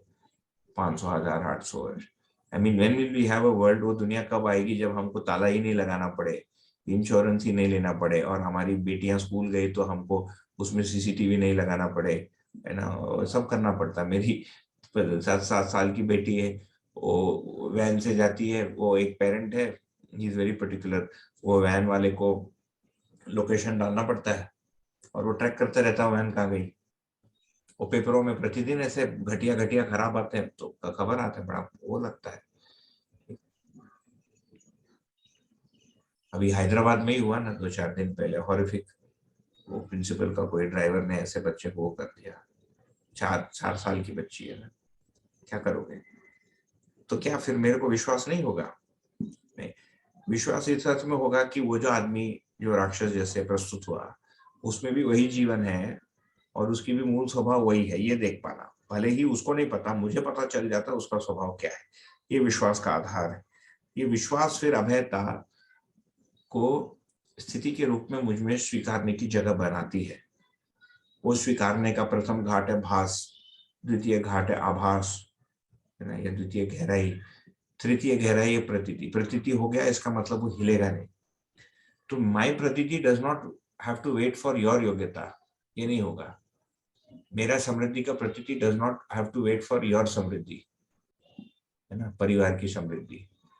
तो मेरे परिवार में रहते हुए मुझे समृद्धि का स्पष्टता हो गया, बट मेरे पिताजी, मेरी माँ, मेरा भाई, मेरी पत्नी, कोई भी, दे मे स्टिल बी वरीड, अरे पता नहीं क्या होगा दुनिया, ये सब प्रॉब्लम्स रहेंगी, है ना। लेकिन हमारी अंदर की स्थिति समृद्धि की हो गई, और क्योंकि ये भौतिक वस्तु है, उसको फिर क्रियान्वित करना, एक्चुअलाइज करना बचा ही रहता है। उसका एक्चुअलाइजेशन का कुछ भाग भौतिक विधि से होगा, कुछ पैसे से होगा। जैसे फोन का बिल भरना है, आप आलू उगा रहे हैं, you can not go to the petrol pump and give 5 kilos of आलू एंड से उसमें पेट्रोल भरो, वो मान्य है मेथड ऑफ। इसमें अपन क्या बोल रहे हैं, मतलब अपन ये बोल रहे हैं कि जागृत होना मेरी स्थिति में आना, कि मैं अभेता मेरी स्थिति है कि हाँ विश्वास किया जा सकता, लेकिन वो प्रमाणित नहीं है। वो प्रमाणित तो नहीं जागृति है लेकिन प्रमाणित नहीं। तो आपकी अभी तक मतलब ये कोई प्रमाणित जागृत व्यक्ति हुआ नहीं है। प्रमाणित ऐसा कौन बोल सकते है? प्रमाणित एक आदमी जो प्रमाणित होना है, वो सभी के साथ तो अभेयता को कैसे प्रमाणित करेगा? वो दुनिया में हर आदमी के साथ तो अभेयता प्रमाणित होना संभव ही नहीं है ना। वो 10 आदमी के साथ जिएगा, 20 लोगों के साथ अभेयता को प्रमाणित करेगा। मानव जाति धरती पर अभेयता प्रमाणित होना, ये मानव जाति के प्रकटन का इतिहास है। वो जागृति क्रम पूरे मानव जाति का ट्रेजेक्टरी है। उसमें एक इंडिविजुअल आदमी का जो सुख है, अभी हम जो बात कर रहे हैं, एक इंडिविजुअल जीवन, एक इंडिविजुअल मनुष्य का है। तो नागराज जी तो अभेयता में रहे, he is not afraid of anybody. अभेयता का मतलब क्या है? आप मेरे सामने आए, मुझे भय भी नहीं हो रहा है और मुझे तनाव भी नहीं हो रहा है, और मैं भी आपको भय और तनाव ग्रस्त नहीं कर रहा हूँ, यही तो अभेयता है ना। ये भी तो एक भय है, अरे ये आ जाएगा आदमी, पूरे दिन बोलेगा मैं इसके साथ कैसे रहूं, अरे यार ये तो फिर पूछेगा तुम क्या कर रहे हो, मैं उसको क्या बोलूं। ये सारी जो हमारी चिंता है, जो लैक ऑफ नेचुरलनेस है एक दूसरे के साथ, ये अभेयता का सूक्ष्म पक्ष है। उसका स्थूल पक्ष है कि I am afraid of you, कि आप मेरे परधन, परनारी या परपीड़ा करेंगे। जो स्थूल अभेयता भय है, ये क्या है ना? तो भैया ये तो एक इंडिविजुअलिटी होगी ना, जैसे कि परंपरा में आदर्शवाद में था, लोग यानी जो भी ऋषि वगैरह थे खुद इस तरह के हो जाते थे कि उनको किसी चीज की अपेक्षा नहीं रहती थी या कुछ नहीं रहता था, यानी उनकी समृद्धि वही थी कि दे नेवर एक्सपेक्टेड है, यानी उनको किसी चीज की जरूरत नहीं थी, इच्छा वगैरह। तो वो और इसमें क्या फर्क हुआ? तो भैया परंपरा देखिए, परंपरा अपने में एक समुद्र है। आप परंपरा के कौन से छोर के बारे में बात करना बड़ा मुश्किल होगा। वो परंपरा को थोड़ी देर के लिए ताक में रखते हैं, दर्शन क्या बोल रहा है उसको, फिर उसमें और उसमें क्या अंतर है वो एक अलग मुद्दा है। क्योंकि परंपरा के कौन से आदमी से आप बात कर रहे हैं वो भी एक मुद्दा है, कौन सा दर्शन है, उसका कौन सा ग्रंथ है, उसकी कौन सी इंटरप्रिटेशन है, बहुत सारे मुद्दे हैं उसमें। आप कैवल्य की बात कर रहे हैं, है ना, मोक्ष की बात कर रहे हैं, निर्वाण की बात कर रहे हैं, कि समाधि की बात कर रहे हैं, कि संप्रज्ञात समाधि है, भगवान जाने, उसको छोड़ देते हैं साइड में।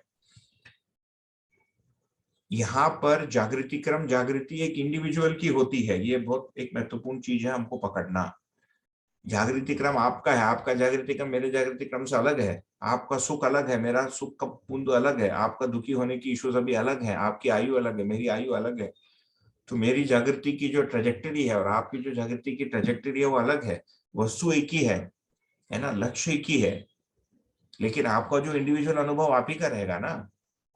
मान लेते हैं धरती पर, यानी कैन वी से कि this is individuality in reference to others, ऐसा कुछ हम अपना भाषा देने जाएंगे दर्शन बनेगा ही नहीं।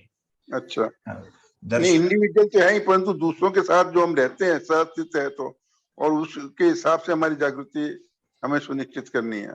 देखिए, सुख, शांति, संतोष, आनंद, ये एक इंडिविजुअल अनुभव है।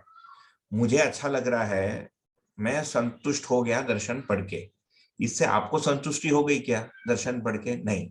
दर्शन पढ़ने से जो कंटेनमेंट होना पड़ेगा उसको उसके लिए आपको पढ़ना ही पड़ेगा। मैं दर्शन पढ़ के समझ लिया, उससे आपकी तो दर्शन नहीं हुई ना। आप एक अलग इकाई हो, एक अलग जीवन हो, एक चैतन्य इकाई हो, मैं एक अलग चैतन्य इकाई हूं। हाँ, मेरा अभेयता डज नॉट इग्नोर यू। जो मनुष्य के साथ जो संबंध है, That is part of my संतोष. नहीं तो ऐसा कहते हैं कि इसमें यानी अकेले का तो कोई प्रोग्राम ही नहीं है, ये सब इंडिविजुअलिटी है प्लेस इन द दर्शन।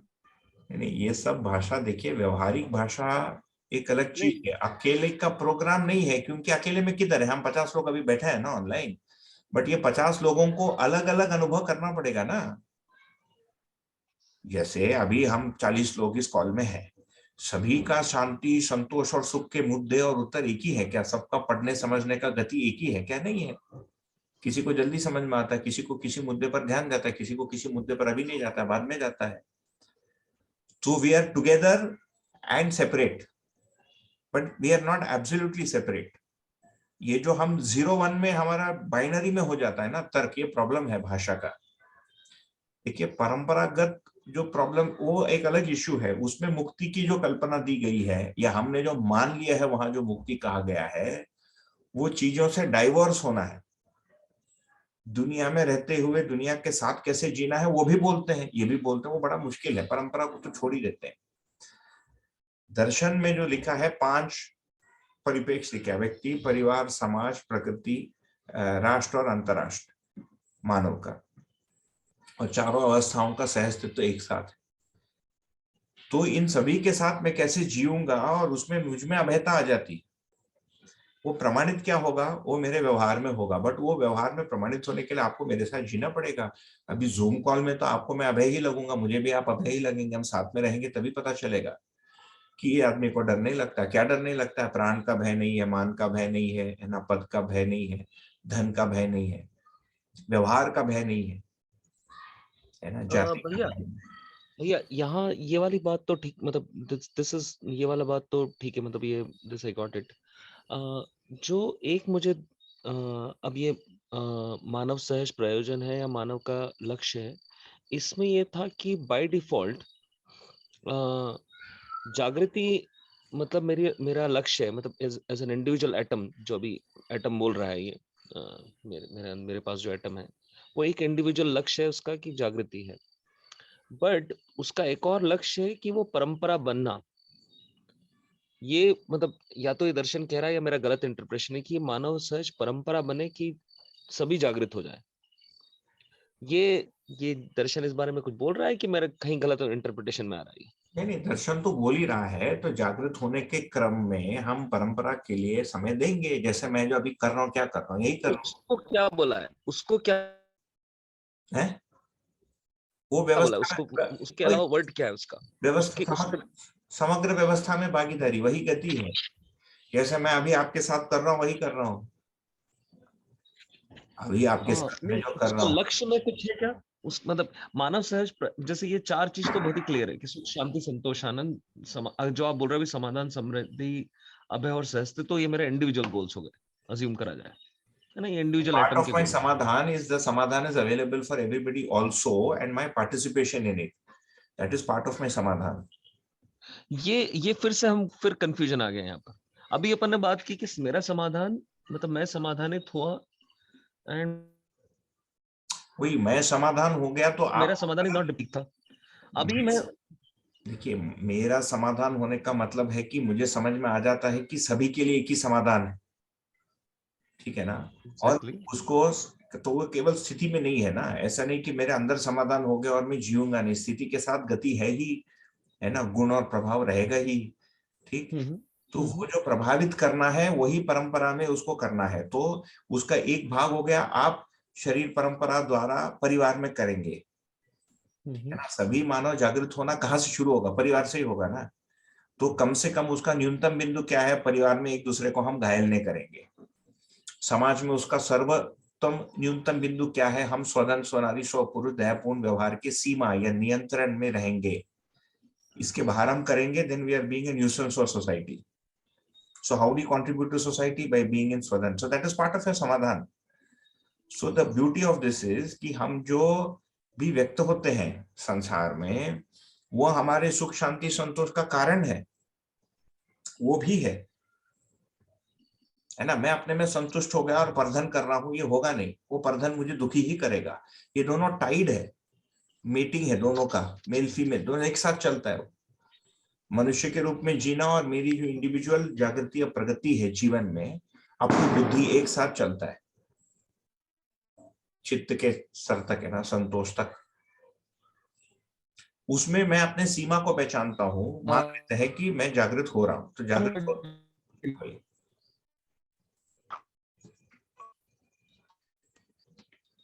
बोलिए।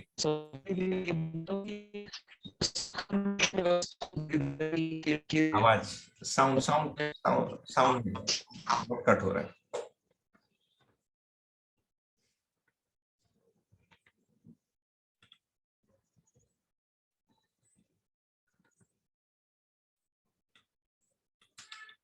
ये कौन बोल रहे थे भैया? आपका साउंड बहुत कट हो गया। शबाज जी बोल रहे थे, कौन?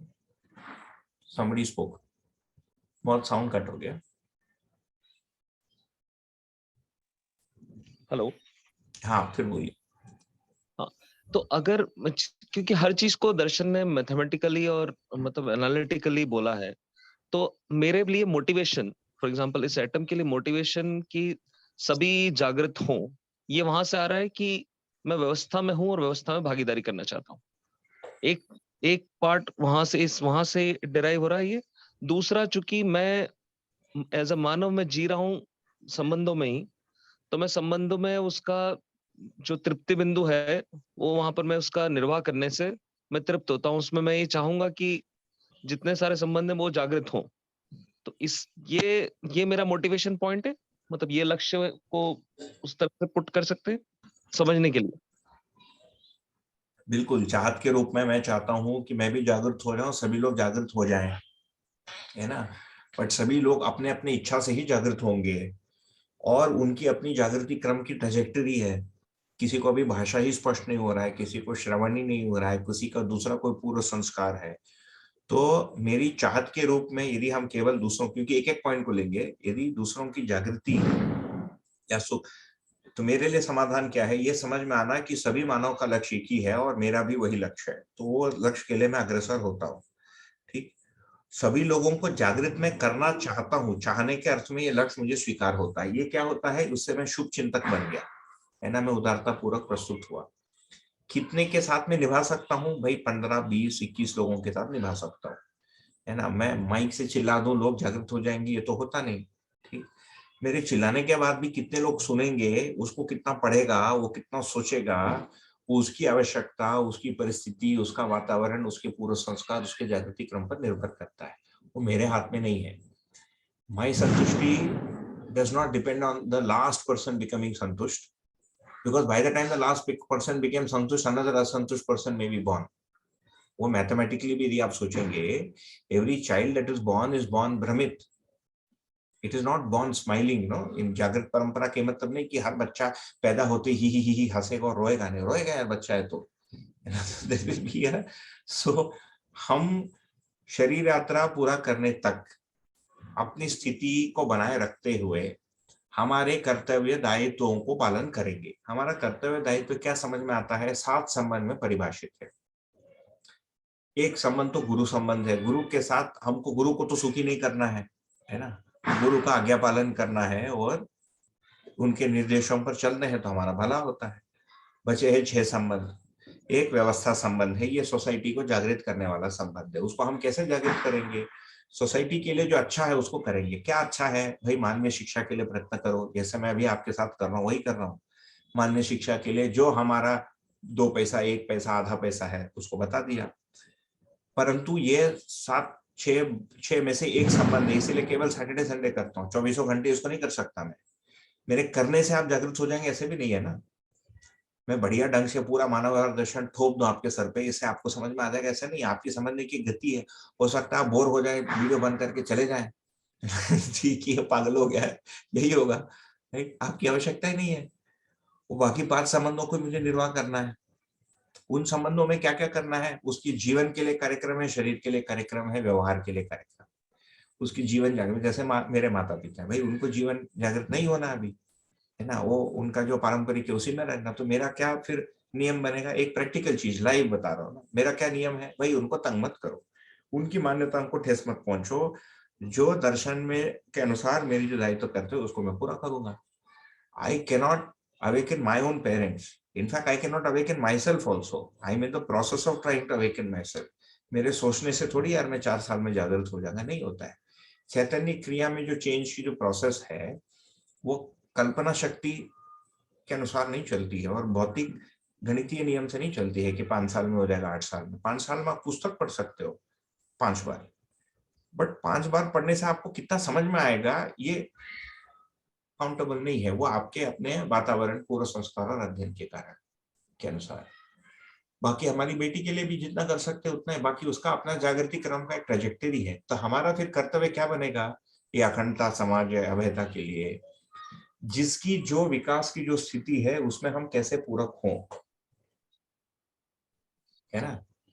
जैसे मैं अभी वीकेंड से आपको बात किया, उसके बाद मंडे टू फ्राइडे मैं 50 लोगों को फोन करके पूछते रहूं कि आपने पढ़ा कि नहीं, वो समावेश निकलेगा। क्योंकि आपको चाहिए तो आप पढ़ेंगे, नहीं चाहिए नहीं पढ़ेंगे, आना है तो आएंगे, नहीं आना नहीं आएंगे।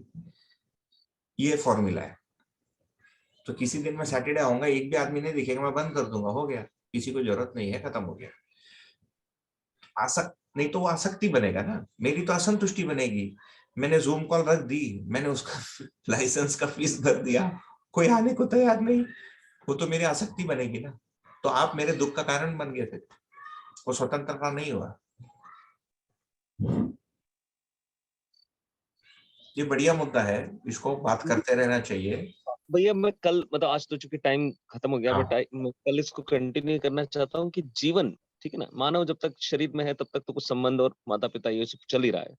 जीवन जो है ना, शरीर छोड़ने के बाद में उसके पास क्या मोटिवेशन है कि भाई कुछ करूं मैं इस जागृति के लिए, दूसरों की जागृति के लिए। ये मैं मतलब कल इस पे क्योंकि ये वाकई में ये बड़ा कंफ्यूजन पॉइंट, अभी तक तो मैं कुछ और ही सोच रहा था इस पे, बट ठीक है, एक बार इस पे बहुत अच्छी रही, सार्थक भी रही, और कल इसी बात पर अपन कंटिन्यू कर सकते हैं।